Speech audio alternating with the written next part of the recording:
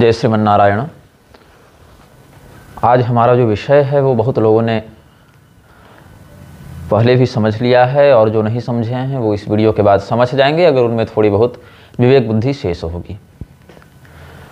दीर्घकाल से भगवान श्री रामचंद्र जी का चरित्र हर एक व्यक्ति के लिए, जो भी सनातन धर्म में निष्ठा रखता है, उसके लिए एक आदर्श के समान है। और केवल मनुष्यों के लिए ही नहीं, देवताओं के लिए, राक्षसों के लिए, किम पुरुष योनि में गए हुए सुग्रीव, अंगद, हनुमान, जामवंत इत्यादि भक्तों के लिए, जामवान जी के लिए भी एक आदर्श के रूप में अनुकरणीय वृत्ति से ग्रहण किया गया है। लेकिन बीच में क्या हुआ, कलयुग के प्रभाव से, शास्त्रीय परंपरा से अनभिज्ञ जनों ने इसमें बहुत प्रलाप किया।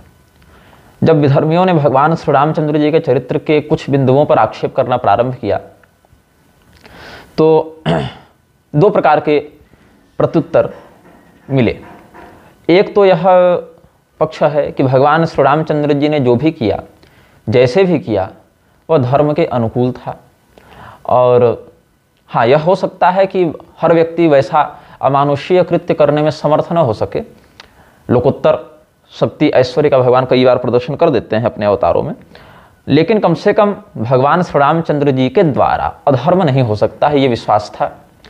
और दूसरे ओर कुछ ऐसे मूर्खजन और शास्त्रीय जन, बड़बोले जन सामने आए, जिनमें मैं 3 लोगों का नाम लेना चाहूँगा, क्योंकि इनके वीडियो सबसे अधिक वायरल हुए हैं इस प्रकरण में। पहला रामभद्राचार्य, दूसरा कुमार विश्वास, तीसरा मनोज मुंतशिर। इन तीनों मूर्खों ने मिलकर, इन तीनों अल्पज्ञों, अशास्त्रज्ञों, बड़बोलों ने मिलकर एक ऐसा भ्रम फैलाया कि भगवान श्री रामचंद्र जी के चरित्र में ये सब बातें काल्पनिक हैं, जोड़ दी गई हैं, और ऐसा कुछ हुआ ही नहीं था। मतलब जिन जिन शास्त्रों में, जिन जिन ग्रंथों में, और प्रधानता से वाल्मीकि रामायण के उत्तरकांड में जहाँ ये वर्णित है वो मिलावटी है, प्रक्षिप्त है। भगवान श्री रामचंद्र जी ने ऐसा कुछ किया ही नहीं था। आज हम जिस विषय पर बात करने जा रहे हैं वो है सीता त्याग। यद्यपि सीता त्याग के विषय में हमने आज से हम समझते हैं 10 या 8 से 10 वर्ष पूर्व एक लघु वक्तव्य जारी किया था 15-20 मिनट का, जो हमारे पिछले चैनल पर था, जो प्रतिबंधित हो गया। तो इसीलिए हमने सोचा कि 15-20 मिनट में काम नहीं चलेगा, अब थोड़ा बैठते हैं इस पर। आज थोड़ा समय मिला है तो इस पर हम चर्चा करेंगे। यद्यपि इन विषयों पर हम पहले उत्तरकांड प्रसंग एवं संन्यासाधिकार विमर्श प्रथम भाग हुआ, और दूसरा भाग है मूर्ख हृदय न चेत। इन दोनों पुस्तकों को लिखकर प्रकाशित करवा चुके हैं, जिसकी निःशुल्क PDF ऑनलाइन उपलब्ध है, और पुस्तकें भी अमेजन, फ्लिपकार्ट इत्यादि में उपलब्ध हैं। अब सर्वप्रथम हम सीता त्याग पर चर्चा करेंगे। भगवती सीता जी की जो प्रचलित कथा है इस प्रकरण में वो ये है, एक धोबी के कहने पर, एक धोबी के द्वारा कलंक लगाए जाने पर कि सीता जी का चरित्र शुद्ध नहीं है, रावण के यहाँ इतने दिन रहकर आई हैं, तो क्या वो शुद्ध ही रह जाएंगी? अब संक्षेप में बता देता हूँ, आप लोग जान रहे हैं इस विषय को तभी ये वीडियो देख रहे हैं। और इसमें सबसे बड़ा कोढ़ बन गया आर्य समाज। उसने तो जो भी आर्य समाज वालों को समझ में नहीं आया, हर प्रकार की बात हर स्तर के व्यक्ति को समझ में आती नहीं, मंदबुद्धि भी होते हैं संसार में, तो मंदबुद्धियों को जो समझ में नहीं आया उसको मिलावटी कह दिया, और अपने मालिक को कह दिया ये महर्षि था, तो उसका मालिक महर्षि हो गया, और जो सच के ऋषि महर्षि थे उनकी वाणी को मिथ्या कह दिया गया। तो एक धोबी जो भगवान श्री रामचंद्र जी के राज्य में रहता था, उसकी पत्नी किसी अन्य स्थान पर रात्रि व्यतीत करके आई थी। ये नहीं वर्णन है कि व्यभिचार करके आई थी कि क्या करके आई थी, हो सकता है सहेली के यहाँ रुक गई हो, मायके में रुक गई हो, कहीं अच्छे कारण से, या कोई ऐसी आपत्ति की स्थिति हो गई होगी कि रुकना पड़ा। अगले दिन जब आई तो उस धोबी ने कहा कि क्या मैं राम हूँ जो दूसरे के घर में रही हुई स्त्री को पुनः स्वीकार कर लूँगा? ऐसा उसने व्यंग किया, ऐसा आक्षेप किया। और गुप्तचरों के माध्यम से भगवान को जब यह समाचार प्राप्त हुआ तो लोकापवाद के भय से भगवान ने सीता जी को गर्भवती अवस्था में घर से निकाल दिया, जंगल भेज दिया। ये नारीवादी, नारीवादी तो कहेंगे नहीं, वेश्यावादी कहेंगे। हालांकि वेश्याओं का भी अपना एक अलग सम्मान है, लेकिन इन लोगों का नहीं है, फेमिनिस्ट का नहीं है। वेश्याओं का भी हम सम्मान कर सकते हैं, लेकिन फेमिनिस्ट का तो बिल्कुल नहीं कर सकते। और इन फेमिनिस्टों ने मिलकर जब फेमिनिस्ट के साथ हिंदी का ओ तो लगाना उचित नहीं है, फेमिनिस्ट्स ने जब आक्षेप किया कि मर्यादा पुरुषोत्तम होकर ये कैसे कर सकते हैं ऐसा, तो सीता जी की ओर से कोई आपत्ति नहीं आई। सीता जी के माता पिता की ओर से कोई आपत्ति नहीं आई, किसी की ओर से कोई आपत्ति नहीं आई। आपत्ति उठाने वाले कौन है? महाचरित्रहीन फेमिनिस्ट्स। और लगे रामभद्राचार्य इत्यादि कथित जगत गुरुओं के हाथ पर कांपने, और इन्होंने कह दिया कि नहीं, ये सब तो मिलावटी है, नकली है, और उत्तरकांड के सीता त्याग संबंधी प्रकरण को प्रक्षिप्त सिद्ध करने के लिए तमाम तरह के बौद्धिक बलात्कारी कुतर्क इन्होंने लगाने प्रारंभ कर दिए। अब ऐसा नहीं है कि केवल वाल्मीकि रामायण में ये प्रसंग मिलता है, बहुत से ग्रंथों में ये प्रसंग है, और जिस प्रकार से उसको हम आज, अब हरि अनंत हरि कथा अनंता, सब कुछ तो किया नहीं जा सकता है वर्णन, मनुष्य की बुद्धि सीमित है, वाणी सीमित है, समय भी सीमित है। फिर भी जो जो प्रधान प्रधान बातें हैं जिससे श्रद्धालुओं का भ्रम नष्ट होगा, शास्त्र का रहस्य प्रकाशित होगा, उतना हम बता देते हैं। पद्म पुराण के पाताल खंड के अध्याय 55 के श्लोक 17 से 19 तक देखिए। धन्यासि जानकी प्रातर गमिष्यसि तपोधना, प्रेक्षतास्तु कृतार्थात्वमागमिष्यसि मेम्तिकम् इति राम वच श्रुत्वा परमां प्रीतिमापसा, प्रातर मम भवत्यब्धा तापसीनां समीक्षणम् अथ तन्निशि रामेण चाराः कीर्तिं निजां श्रुता, प्रेक्षितुं प्रेषितास्ते तु निशीथे ह्यगमञ्छनैः। क्यों? गर्भकाल में सीता जी ने वन विहार और ऋषि पत्नियों से पुनः मिलने की इच्छा व्यक्त की थी। ये बात, इसी पर श्री रामचंद्र जी कहते हैं, हे सीते तुम धन्य हो, हे तपस्या के तेज से युक्त जानकी तुम प्रातः काल ही जाओगी, वहां ऋषि पत्नियों को देखकर तुम पुनः वापस आ जाना। ऐसा सुनकर सीता जी ने यह सोचा कि कल प्रातः मैं ऋषि पत्नियों को देखूंगी। अत्यंत प्रसन्न हो गई। उसी रात्रि को राम जी ने अपने गुप्तचरों को प्रजा के मन में अपने प्रतिभावना जानने को भेजा। इसके बाद किसी कल्प की कथा में राम जी ने स्वयं भी रजक का लांछन सुना, किसी किसी कल्प में भगवान स्वयं गुप्तचरों के समान वेश छिपाते हुए गए हैं प्रजा के सुख दुख से अवगत होने के लिए, और किसी किसी कल्प में ऐसा हुआ कि गुप्तचरों के माध्यम से सुना। तो पद्म पुराण के पाताल खंड के अध्याय 59 में कुछ समय आगे चल के श्लोक 23-24 में ये प्रकरण है। राम जी के द्वारा जब सीता जी को भेज दिया गया, परित्याग कर दिया गया, तब सीता जी विलाप करने लगी। सीता जी स्वयं कह रही हैं कि रघुनाथो महाबुद्धिस्त्यजते माम कथम महान यो मदर्थे पयोराशिम बद्धवान वानरयुतः स कथम माम महावीरो निष्पापम रजकोत्थितः त्यजस्यति ममैवात्र दैवम तु प्रतिकूलितम। कि महान बुद्धि वाले श्री रामचंद्र जी ने मुझे क्यों छोड़ दिया? मेरे लिए तो समुद्र पर पुल बांध कर वे लंका पहुंच गए थे वानरों के साथ। केवल एक रजक के कहने से उन्होंने मुझे निष्पाप जानकर भी कैसे छोड़ दिया? अवश्य ही मेरा भाग्य ही मेरे विरुद्ध हो गया है। यहाँ सीता जी क्या कह रही हैं? दैवम तो प्रतिकूलितम, मेरा प्रारब्ध, मेरा भाग्य ही मेरे विपरीत हो गया है। अब भगवती सीता जी का क्या ऐसा प्रारब्ध था, क्या ऐसा भाग्य था, क्या ऐसा कुछ था कि उनको ये भोगना था, ये कष्ट, ये वियोग उनको भोगना था? इसके विषय में आपको बताता हूं।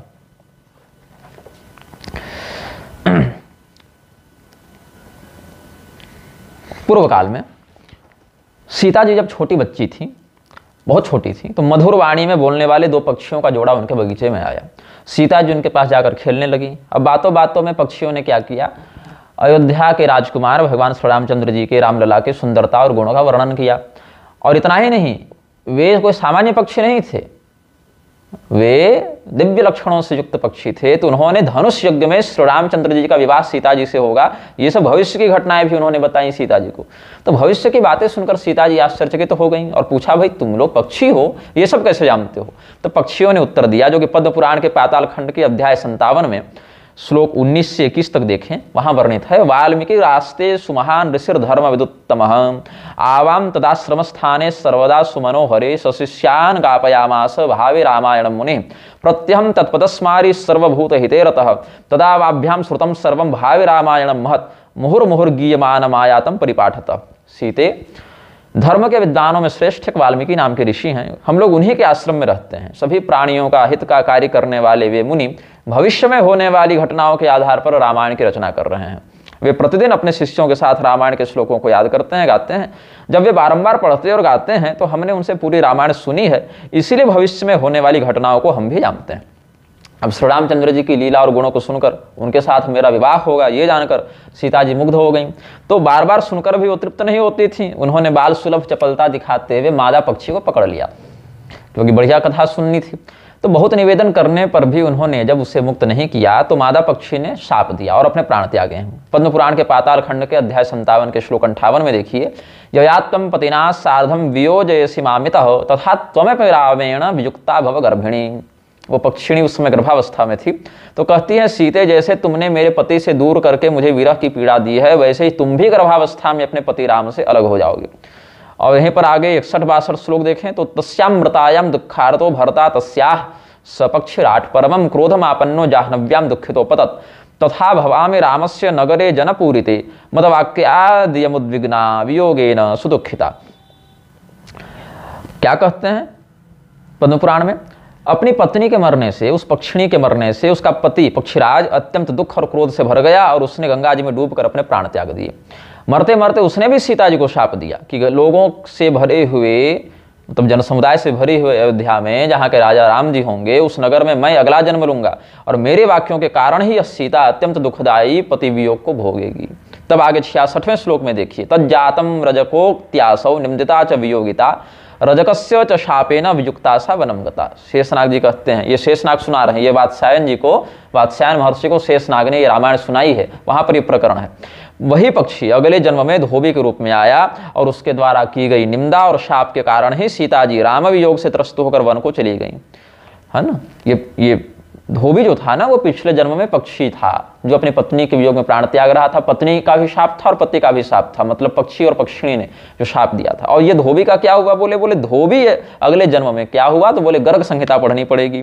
त्रेता युगे त्वयोध्यायाम राम राज्ये विदेहराट चाराणाम शृण्वताम कश्चिद रजको हिजवद प्रियाम नाहम विभर्मित्वाम दुष्टाम सतिम परवेश्मगाम स्त्रीलोभी बिभ्रयान सीताम रामो नाहम भजेत पुनः इति लोकाद बहुमुखाद वाक्यम श्रुत्वाथ राघवः सीताम तत्याज सहसा वने लोकापवादतः तस्मै दंडम दातुमिच्छाम न चक्रे राघवोत्तमः मथुरायां द्वापरां ते रजकः स बभूवः कुवाक्य दोष शांत्यर्थम तम जघान हरिस्वयं तदपि प्रददौ मोक्षम तस्मै श्री करुणानिधि।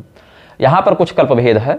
श्लोकों का भाव है कि त्रेता युग की बात थी। एक बार राजा जनक राम जी के द्वारा शासित अयोध्या में निवास कर रहे थे, दामाद के यहाँ आए हुए थे। उसी समय गुप्तचरों ने जाकर धोबी की बात बताई तो धोबी ने अपनी पत्नी को कहा कि अरे व्यभिचारिणी दुष्टे, मैं स्त्री का लोभी राम नहीं हूँ कि दूसरे के घर में रहने के बाद भी तुम्हें स्वीकार कर लूंगा। तो ऐसा लोगों के मुख से सुनकर राम जी ने लोकापवाद के भय से सीता जी को वन में त्याग दिया, किंतु आरोप लगाने वाले को कुछ दंड नहीं दिया उस समय। तस्मै दंडम दातुमिच्छाम न चक्रे राघवोत्तम। क्यों भाई? आज के युग में भी अगर आप कोई सामान्य नेता मंत्री अधिकारी की पत्नी के विषय में ऐसा कुछ कह देते हैं तो कितने बड़े संकट में आप पड़ सकते हैं। आप राम जी की पत्नी पर चरित्रहीन होने का आरोप लगा दे रहे हैं, राम जी पर स्त्री लोलुप होने का आरोप लगा दे रहे हैं और आपको दंड नहीं मिल रहा। तस्मै दंडम दातुमिच्छाम न चक्रे राघवोत्तम। क्यों नहीं उस समय इच्छा की वैसा? क्योंकि राम जी को तो अपनी योजना के अनुसार सीता जी को वाल्मीकि मुनि के आश्रम में पहुंचाना ही था और दूसरे पक्षियों का शाप भी सफल करना था। दोनों काम गुप्त थे और आवश्यक थे और एक ही साथ हो गए। लेकिन फिर भी सीता जी जैसे दिव्य चरित्र वाली साध्वी पर झूठा आरोप लगाने के कारण उस रजक का अयोध्या में राम जी के राज्य में रहते हुए पर भी उद्धार नहीं हुआ है। तो द्वापर के अंत में मथुरापुरी में वह कंस के धोबी के रूप में पुनर्जन्म लेकर आया। आप स्मरण करेंगे श्रीमद् भागवत की कथा का, तो वहां पर भगवान श्री कृष्ण जब मथुरा में प्रवेश किए हैं तो एक धोबी का उन्होंने उद्धार किया है। तो सीता जी के अपमान से जन्य पाप का निवारण करने के लिए श्री कृष्ण भगवान ने उसका वध किया और फिर भी नरक नहीं भेजा, अत्यंत कृपा करके जन्म मृत्यु के चक्र से मुक्त करके अपना दिव्य धाम प्रदान किया। अब इस समय एक घटना को हमने यहाँ बताया है कि राजा जनक उस समय अयोध्या में ही थे, गर्ग संहिता से सिद्ध होता है। अब आनंद रामायण से मैं आपको कुछ प्रमाण देने वाला हूं। अब कुछ मूर्ख क्या कहते हैं आनंद रामायण प्रामाणिक ही नहीं है। ऐसे मूर्खों को मैं बताना चाहूंगा कि मतलब कितनी निर्लज्जता है कि अगर अपनी बुद्धि में कुछ मान लो कि ये लोग सर्वज्ञ बैठे हुए हैं, सब कुछ ये जानते हैं और बस इनको एक नजर देखकर पता चल जाता है अरे ऐसा तो नहीं होना चाहिए, गलत लग रहा है, तो ये प्रक्षिप्त है, मिलावटी। राम रक्षा स्तोत्र जो बड़ा प्रसिद्ध ग्रंथ है, और राम रक्षा स्तोत्र में चरितं रघुनाथ से शतकोटि प्रविस्तरम एक एक अक्षरम पुंसाम महापातकनाशनम, ये सब जो बातें हैं ये आनंद रामायण की ही है। राम रक्षा स्तोत्र की कथा, राम रक्षा स्तोत्र आनंद रामायण से लिया गया है। यहाँ तक कि भगवान वाल्मीकि ने जो वाल्मीकि रामायण लिखी वो 24,000 में ही लिखी, ऐसा नहीं है।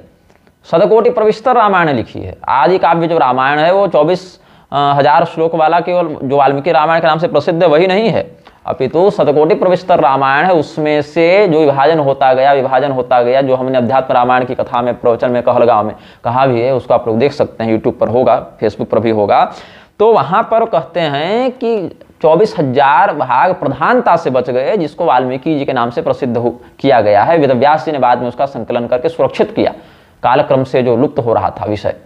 तो जो तपस्वाध्याय निरतम तपस्वी वाग्विदाम्बरम नारदम परिपप्रच्छ वाल्मीकि मुनि पुंगवम, वहां पर जो पहला जो अध्याय है ना, मूल रामायण जिसको कहते हैं, लघु रामायण कहते हैं, जितना नारद जी ने सुनाया है वाल्मीकि जी को, वो आनंद रामायण से ही लिया गया है, आनंद रामायण से ही वह ग्रहण किया गया है। तो शास्त्रीय परंपरा को जानने वाले ये सब मानते हैं, जो नहीं मानते हैं वो छाती पीटते रहते हैं कि ये नकली और ये सही है ना, ऐसे इनकी बात पर ध्यान कुछ है भी नहीं। अब राजा जनक उस समय जब अयोध्या में थे तो उन्होंने क्यों राम जी को मना नहीं किया कि आप मेरी बेटी को कैसे भेज सकते हैं जंगल, वो भी गर्भवती अवस्था में। अच्छा छोड़ो, मैं इन मूर्खों को कहना चाहूंगा कि अगर तुम्हारी कोई बेटी होती और तुम्हारा दामाद अगर गर्भवती अवस्था में उसको घर से निकाल रहा होता तो तुम्हारा क्या कर्तव्य है, पिता होने के नाते, माता होने के नाते, कम से कम अपनी पुत्री को अपने घर ले आते ना। राम जी ने अपने घर से निकाला था, ये थोड़ी कहा था कि जंगल में ही रहना, किसी मायके भी मत जाना, ऐसा थोड़ी कहा था कि किसी सुहृद के यहाँ भी शरण नहीं ले सकते हैं। राजा जनक उस समय जब अयोध्या में थे तो उन्होंने अपनी पुत्री को क्यों नहीं जनकपुर में स्थान दिया? इसका कारण बताता हूं। सीता त्याग का पूरा प्रकल्प सीता मैया, राजा जनक, भगवान श्री रामचंद्र जी, माता सुनैना, सबके गुप्त मंत्रणा के अंतर्गत ये है। आप देखेंगे आनंद रामायण के जन्म कांड के प्रथम से 9वें सर्ग तक वाल्मीकि जी ने विस्तृत रूप से सीता त्याग के रहस्यों को खोल कर रखा है। जहां राम जी कह रहे हैं जन्म कांड के 2 और 3 सर्ग में कि गर्भवती स्त्री से रमण नहीं करना चाहिए, कहीं कहीं 5वें महीने के गर्भ के बाद से रमण का निषेध होता है, कहीं 7वें महीने के गर्भ के बाद से रमण का निषेध होता है। तो कहते हैं राम जी, हे सीते, पत्नी के गर्भ ठहरने के 5 महीने के बाद व्यक्ति को स्त्री रमण नहीं करना चाहिए। और दूसरे, गर्भकाल में तुम्हारी इच्छा भी थी कि हम ऋषि पत्नियों की जाकर सेवा करें, वन में विहार करें, तो गर्भ के 8वें मास में धोबी के लगाए लांछन का बहाना लगाकर तुम्हें महर्षि वाल्मीकि के आश्रम में भेज दूंगा। वहां तुम्हारे पिता राजा जनक ने सारी व्यवस्थाएं पहले ही कर रखी हैं। वहां 5 वर्ष तक रहकर तुम मेरे पास आ जाना, फिर सब लोगों के सामने शुद्धि शपथ करके पृथ्वी पर समाहित हो जाना और समयानुसार फिर मुझे प्राप्त होना।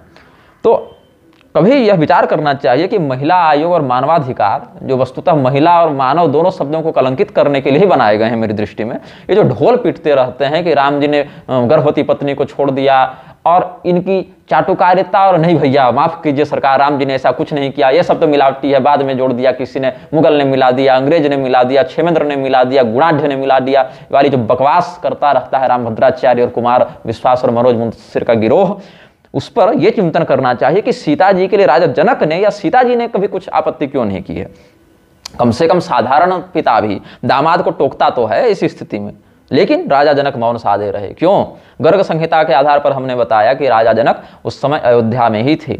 अब आनंद रामायण के जन्मकांड के 2 सर्ग के श्लोक 43-44 को देखिए। जनकाद्यत्वया तत्र निजपत्न्या सुमेधया वाल्मीकिराश्रमं गत्वा स्थेयं वर्षाणि पंचवै तथेत्यंगीचकाराथ जनकोपि सुमेधया सीताप्यंगीचकाराथ विहस्य तद्वचः पतेः। राम जी ने कहा कि हे महाराज जनक, आपको अपनी पत्नी सुमेधा के साथ बहुत से नाम मिलते हैं, जिससे राजा जनक का ही विदेह भी नाम है, मैथिल भी नाम है, शिरध्वज तो नाम ही है, बाकी तो उपाधियां हैं। तो उसी प्रकार पत्नी के भी नाम में भेद होना स्वाभाविक है, बहुत से नाम होते हैं। सीता जी को ही जानकी कहते हैं, मैथिली कहते हैं, विदेहजा कहते हैं, वैदेही कहते हैं, सीता तो कहते ही हैं, भूमिजा कहते हैं। तो भगवान कह रहे हैं कि हे राजा जनक, आपको अपनी पत्नी सुमेधा के साथ वाल्मीकि जी के आश्रम में यही 5 वर्ष व्यतीत करना चाहिए। राजा जनक अपनी बेटी के साथ वहां रहे हैं वाल्मीकि जी के पास, और राम जी की इस बात को सुनकर राजा जनक और रानी सुमेधा ने सहर्ष स्वीकार कर लिया, और साथ ही सीता जी ने भी हंसते हुए अपने पति की इस बात का समर्थन किया। कभी सोचा है कि सीता जी का त्याग तो राम जी ने किया था ना, राजा जनक ने तो नहीं किया था? तो अपनी गर्भवती पुत्री के पास वे क्यों कभी मिलने नहीं गए? क्या उनकी चिंता नहीं थी? उत्तर यह है कि वाल्मीकि जी के आश्रम में अनुकूल व्यवस्था राजा जनक ही करवा रहे थे सारा कुछ, और सीता त्याग से पूर्व ही ये व्यवस्था हो चुकी थी, और साथ ही अपने मंत्रियों को राज्यभार सौंप के अपनी पत्नी के साथ राजा जनक सीता जी और लवकुश की देखभाल में वहीं पर 5 साल बिताए थे। लेकिन ये बात रामभद्राचार्य बताएगा नहीं, जो कहता है कि मेरे कंठ में एकदम ऋग्वेद से हनुमान चालीसा तक सब बैठे हुए हैं। अब वाल्मीकि रामायण तो ठीक है, अध्यात्म रामायण जिस पर पीएचडी कर रखी है रामभद्राचार्य ने, उसमें भी उत्तरकांड है, और रामभद्राचार्य ने उत्तरकांड से संदर्भ दिए हैं अपने पीएचडी में। बकवास करा लो इससे और इनके चेलों से। और उसमें भी सीता त्याग वर्णित है। और उसमें भी क्या कहते हैं, ये सीता रामचंद्र जी की निजी लीला थी। अध्यात्म रामायण के उत्तरकांड के सर्ग 4 में श्लोक 41-42 देखिए।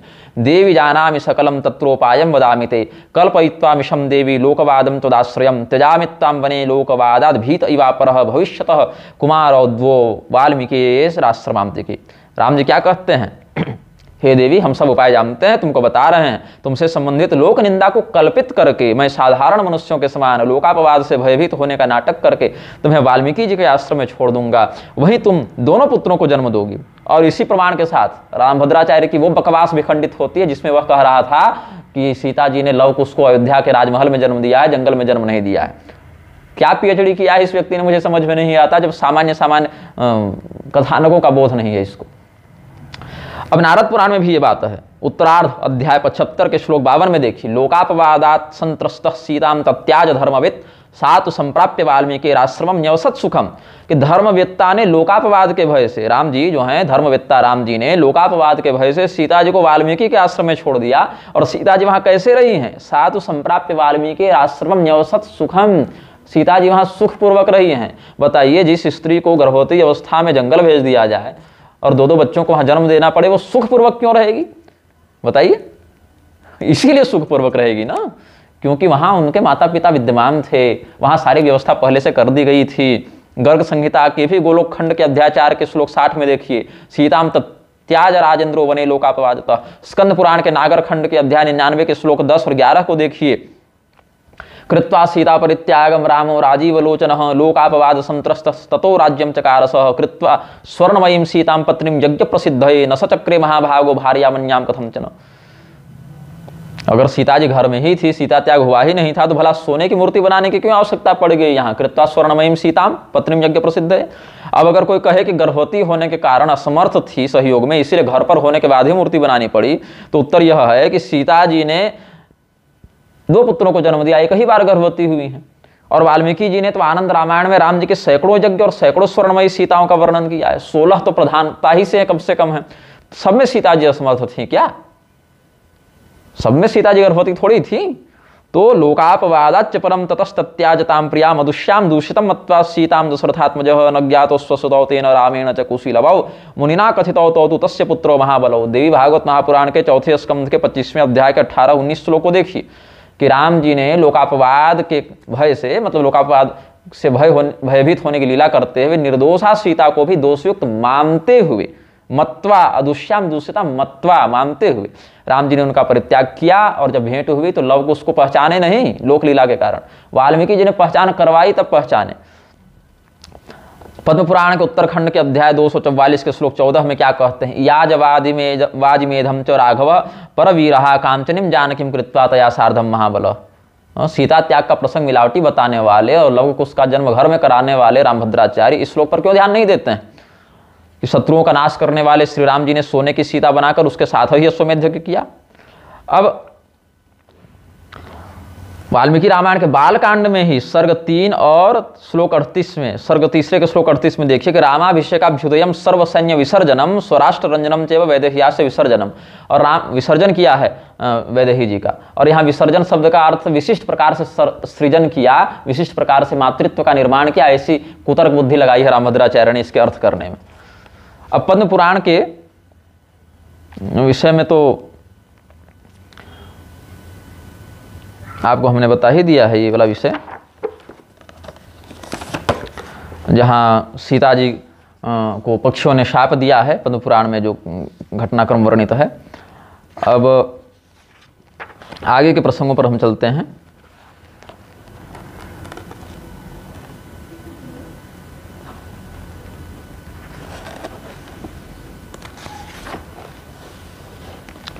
महाभारत तात्पर्य निर्णय, उसमें भगवान मध्वाचार्य जी जो वायुदेव के अवतार हैं, सदाशिव संहिता के अनुसार श्री रामचंद्र जी की आज्ञा से हनुमान जी ही मध्वाचार्य जी के रूप में आए। और हरिवायु स्तुति में त्रिविक्रम पंडिताचार्य ने भी मध्वाचार्य जी को उस रूप में सुपूजित किया है। तो मध्वाचार्य जी ने महाभारत तात्पर्य निर्णय के अध्याय 9 के श्लोक 31 से 33 में वर्णित किया है, आज्ञयैव हि हरेस्तुमाजया मोहितास्तु दितिजाभ्यनिंदयन राघवम निशिचरा हृताम पुनर्जानकीम जगृह इत्यनेकशः। ब्रह्मवाक्यमृतमेव कारयन् पातयस्तमस्य चाथ आसुरान् नित्यमेव सहितोपि सीतया सोग्य साक्षिकमभूत वियुक्तवत्। ध्यान दीजिएगा शब्दों पर, नहीं पता है तो अर्थ भी बताऊंगा। तेन चांधतम ईयुरासुरा यज्ञ माह्वय दसौ स मैथिलीं तत्र भूमि सपथ छला नृणाम दृष्टि मार्गमपहाय सास्थिता। भगवान श्री रामचंद्र जी की आज्ञा से, आज्ञा ही हरेस्तु माया, भगवान श्री रामचंद्र जी की आज्ञा से उनकी माया सीता जी ने ही आसुरी स्वभाव वाले लोगों को अपनी निंदा करने के लिए मोहित किया। फिर अनेक लोगों ने यह कहना प्रारंभ किया कि राक्षस के द्वारा हरण की गई जानकी को राम जी ने पुनः स्वीकार कर लिया। ऐसे आसुरी स्वभाव वाले लोगों को नरक में भेजते हुए राम जी ने एक लीला की है। वैसे तो नित्य रूप से वे सीता जी से अभिन्न हैं, किंतु फिर भी अनजान व्यक्ति की भांति उन्होंने अलग रहने का उपक्रम किया है। और जब उन आसुरी व्यक्तियों ने अंधकार से युक्त होकर फिर आक्षेप किया था तो राम जी ने सीता जी को यज्ञ भूमि में बुलाया और सीता जी ने उन अज्ञानियों को मोहित करते हुए भूमि प्रवेश का शपथ लिया और जनसामान्य की दृष्टि से ओझल हो गई। श्री रामचंद्र जी तात्विक रूप से सीता जी से कभी भी युक्त नहीं हुए हैं, चाहे वो लंका में भगवती सीता क्यों न रहें। लेकिन यहाँ पर जो सीता त्याग हुआ वह भी भौतिक दृष्टि से हुआ है। नित्यमेव सहितोपि सीतया सोग्य साक्षिकम अभूत वियुक्तवत्। अब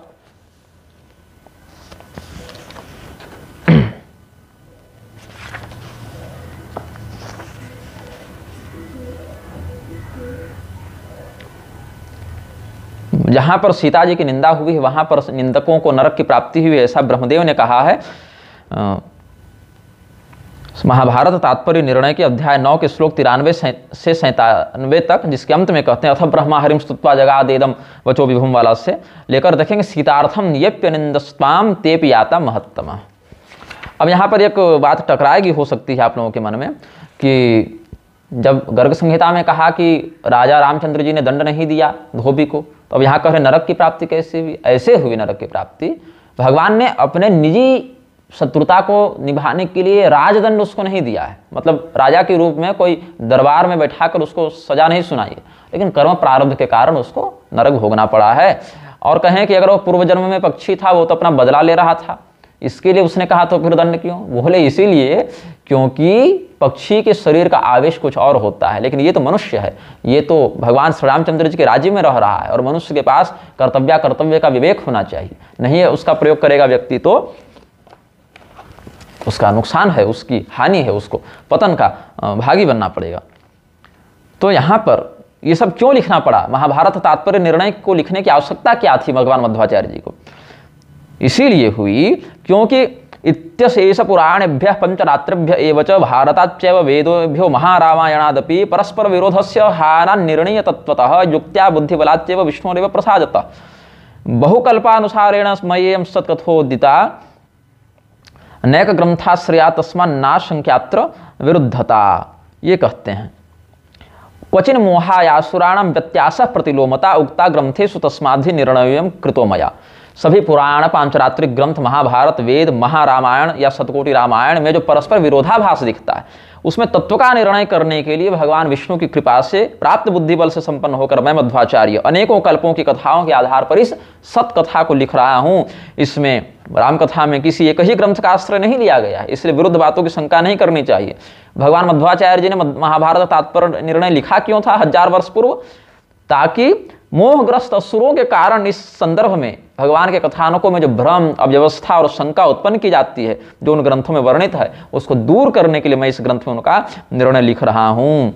मध्वाचार्य जी जानते थे कि भविष्य में कलयुग में ये सब पैदा होने वाले हैं, रामभद्राचार्य कुमार विश्वास और मनोज मुंतशिर और भगवदाचार्य ये सब भ्रम फैलाएंगे। यही कारण है कि वो पहले लिख कर गए थे, बता कर गए थे कि ऐसा होने वाला है, ऐसा लोग करते हैं आसुरी बुद्धि वाले, उनसे बच के रहना, उनसे सावधान रहना। अब हम कुछ आगे के प्रमाणों पर और चर्चा करते हैं। बृहद्धर्म पुराण में जो लोग कहते हैं कि उत्तरकांड प्रामाणिक नहीं है, मिलावटी है, नकली है, उसमें रामायणोत्पत्ति प्रकरण देखना चाहिए बृहद्धर्म पुराण के पूर्वखंड के अध्याय 25 में। भगवती दुर्गा ने अपनी सहेलियों को, सखियों को, योगिनियों को, जया विजया इत्यादि सेविकाओं को भगवान श्री रामचंद्र जी की कथा सुनाई है। उसमें अब पूरा कवच तो मैं बताऊंगा नहीं। नमोष्टादश तत्वरूपाय रामायणाय महामंत्र स्वरूपाय मानिषादेति मूलम शिरोवतु, ऐसे कहते हैं। अनुक्रमणिका बीजम मुखम अवतु। अष्टादश तत्व स्वरूपी, अष्टादश तत्व से युक्त महामंत्र रूपी रामायण को प्रणाम है। अब अष्टादश तत्व पर कभी बाद में चर्चा करेंगे, रामतापनी उपनिषद के आधार पर या राम रहस्योपनिषद के आधार पर 18 तत्व क्या क्या होते हैं राम तत्व के अंतर्गत, वो अलग विषय। अगस्त संहिता इत्यादि में भी देख सकते हैं आप लोग, श्री वैष्णव मताज भास्कर में या श्री रामार्चन पद्धति इत्यादि में भी देख सकते हैं। तो महामंत्र स्वरूप यह जो रामायण है, इसका मूल क्या है? बोले मान निषाद प्रतिष्ठाम त्वमगमः शाश्वती समा यत् क्रौम च मिथुनादेकम अवधि। काम मोहितम का जो मूल है ना, ब्रह्म मूल, वही हमारे मस्तक की रक्षा करे। फिर आगे दूसरे तीसरे सर्ग तक जो अनुक्रमणिका चली है, उसमें जहाँ वैदेह्यास्य विसर्जनम इत्यादि हमने बताया आपको, वो हमारे मुख की रक्षा करे। ऐसा करते करते आगे देखिए, काल लक्ष्मण संवादो वतु नाभिम आचरणीयम श्री रामादि धर्मं सर्वांगम ममावतु इति रामायण कवचम रामायण वाचकाः पठेयुस्त्वं चेदम जप्त्वा रामायणम कुरु सप्तकांडम। ब्रह्मदेव क्या बता रहे हैं वाल्मीकि जी को, जब यह रामायण कवच दे रहे हैं, तो काल लक्ष्मण संवादो वतु नाभिम आचरणीयम श्री रामादि धर्मम सर्वांगम ममावतु इति रामायण कवचम रामायण वाचकाः पठेयुस्त्वं चेदम जप्त्वा रामायणम कुरु सप्तकांडम। बृहद्धर्म पुराण के पूर्व खंड के रामायणोत्पत्ति प्रकरण जो है अध्याय 25 में, वहां देखिए काल और लक्ष्मण का संवाद कहाँ वर्णित है? उत्तरकांड के अंत में वर्णित है। और वहाँ जो काल लक्ष्मण का संवाद है वो नाभि की रक्षा करे, और भगवान श्री रामचंद्र जी जो धर्म स्वरूपी है, उसमें जो भी जिनका आचरणीय चरित्र है वो हमारे संपूर्ण अंगों की रक्षा करे। ऐसे रामायण कवच को पढ़ो और सभी रामायण वाचक इसको पढ़ें, और हे वाल्मीकि तुम भी पढ़ो, और उसके बाद 7 कांडों वाली रामायण की रचना करो, रामायणम कुरु सप्तकांडम। ये भी स्पष्ट निर्देश दिया है ब्रह्मदेव ने। और उसके बाद किस कांड को पढ़ने से क्या होता है, इसका वहां पर वर्णन है। अर्णावृष्टिर्महापीड़ा ग्रह पीड़ा प्रपीड़िता आदि कांडम पठेयुर्येते मुच्यन्ते ततो भयात् पुत्र जन्म विवाहादो गुरुदर्शन एव च पठेच्च शृणुयाच्चैव द्वितीयं कांडम उत्तमं वने राजकुले वह्नि जल पीड़ायुतो नरः पठेदारण्यकं कांडम शृणुयाद्वा समंगले मित्रलाभे तथा नष्ट द्रव्यस्य च गवेषणे श्रुत्वा पठित्वा कैस्किंध्यं कांडम तत्तत्फलं लभेत् श्राद्धेषु देवकार्येषु पठेत् सुंदरकांडकं जय शत्रुर्जये समुत्साहे जनवादे विगर्हिते लंका कांडम पठेत् किंवा शृणुयात् स सुखी भवेत्। अब उत्तर कांड पढ़ने से क्या होता है, क्या कहते हैं? यह पठेत शृणुयाद वापि कांडमभ्युदयोत्तरम आनंद कार्य यात्रायाम सजई परतुत्र च। अभ्युदय संज्ञक जो कि भगवान का राज्याभिषेक वर्णित है, उत्तर कांड को जो पढ़ता या सुनता है वह यहाँ और दूसरे सभी स्थानों पर विजय प्राप्त करता है।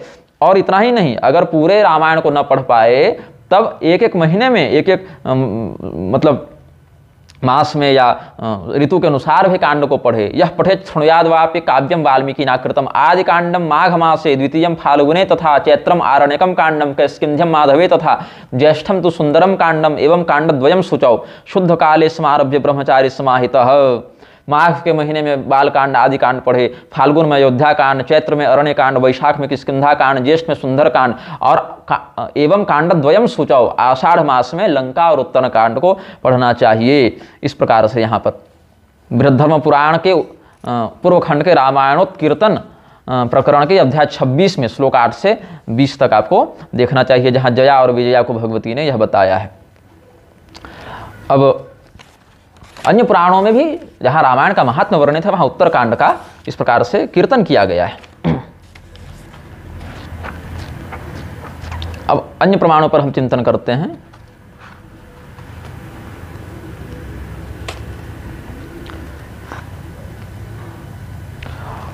अच्छा, इसमें एक बात और है, अग्नि पुराण में भी रामायण का महत्व वर्णित है और प्रत्येक कांड पर एक एक अध्याय है। अग्नि पुराण के प्रारंभ में ही है, उसमें बाल कांड पर अलग अध्याय है और इसमें अयोध्या कांड पर अलग है। ऐसे करते करते उत्तर कांड पर एक स्वतंत्र अध्याय है पूरा।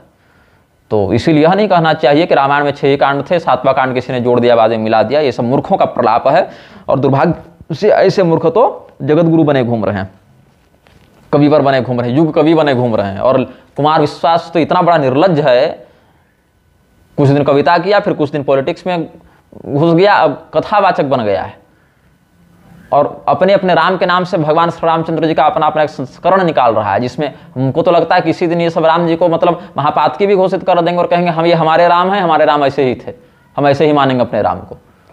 राम अपने अपने नहीं हैं, राम एक हैं, धर्म एको ही निश्चल राम विग्रहवान धर्म। भगवान एक हैं, अद्वितीय अखंड तत्व हैं श्री रामचंद्र जी, और उनका जो चरित्र शास्त्रों में जिस रूप में ऋषि महर्षियों ने वर्णित किया है उसको यथावत स्वीकार करना चाहिए। अब इसमें एक बात है, कैकेयी जी को आंशिक नरक जाना पड़ा है। लेकिन कैकेयी जी को नरक क्यों जाना पड़ा भाई? बोले कैकेयी जी को नरक इसलिए जाना पड़ा, हालांकि भगवान की माता जी हैं, नरक जाने के योग्य नहीं है, लेकिन महाभारत तात्पर्य निर्णय में ब्रह्मा जी ने कहा है श्री रामचंद्र जी को कि आपने कैकेयी को क्षमा कर दिया है, लेकिन मैंने उसको निकृति संज्ञक नरक में कुछ समय के लिए भेजा है, इसीलिए आपके दिव्य धाम में वो विलंब से आएंगी। तो इसीलिए हम थोड़ा इस प्रसंग को भी बता देते हैं कि अब कैकेयी को मंथरा ने जो बहकाया, उसके कारण उन्होंने जो भगवान को वनवास भेजने का कुचक्र किया। अब ये तो भगवान की इच्छा थी, ऐसे तो पूरा संसार ही भगवान चला रहे हैं, वो अलग बात है, लेकिन उसमें क्या हुआ, भगवान की यह निजी इच्छा थी, भगवान को यही करना था, रावण को ऐसे ही मरना था, इसलिए चलो कोई बात नहीं, अपने ऊपर किए गए अपकार को उन्होंने क्षमा कर दिया। लेकिन एक घटना और हुई कि सीता जी को भी उन्होंने वनवास भेजा है कैकेयी जी ने। कैसे? अब हमने आपको क्या बताया था, सीता जी के हठ के कारण बचपन में गर्भवती पक्षिणी पति वियोग से मृत्यु को प्राप्त हो गई, और इसी शाप के कारण सीता जी को पति वियोग होना पड़ा। फिर पक्षिणी के मरने पर उसके नर पक्षी ने भी प्राण त्यागते हुए सीता जी को कहा कि अगले जन्म में गर्भवती अवस्था में मैं तुम्हें पति से वियोग करवाऊंगा। यही पक्षी अगले जन्म में धोबी बना और गर्भवती सीता जी पर चारित्रिक लांछन लगाया। इस आरोप को राजा जनक, जो उस समय अयोध्या में ही रह रहे थे, और श्री रामचंद्र जी इत्यादि लोगों ने सुना, और अन्य लोग भी देखा देखी अनुचित बातें करने लगे। तब राजा जनक, उनकी पत्नी सीता जी, ऋषि वाल्मीकि, श्री रामचंद्र जी सबने मिलकर यह तय किया कि सीता जी आगामी 5 वर्षों के लिए वाल्मीकि जी के आश्रम में रहेंगी, सारी व्यवस्था जनक जी बना लेंगे, और सीता जी के माता पिता भी उनके साथ ही उस समय वन में रहेंगे, और इस विषय में किसी को बताया नहीं जाएगा। अब महल के बाहर तो अफवाहें चल रही थी, लेकिन राज परिवार से जब तक इसकी पुष्टि न हो तब तक कोई ठोस बात बनती नहीं, क्योंकि लोग यह कहेंगे ना भाई महल में जो बातें हैं, बाहर जो बातें हैं वो तो कोई भी कुछ कह के निकल जाएगा ना, इसके कारण महारानी को कैसे बाहर भेजा जा रहा है। तो कैकेयी ने इसका लाभ लेना चाहा। उन्होंने सोचा कि हमारे पुत्र भरत को राजा बनाने का एक और मौका मिला है, और ये मौका स्वयं रामचंद्र जी के माध्यम से पूरा होगा। ये सब घटना आनंद रामायण में वर्णित है। वो क्या कहती हैं, एतस्मिन् अंतरे सीता कैकेयी रहस्य स्थिता पप्रच्छ कौतुकात् सीते भित्तौ लिखित शाननम।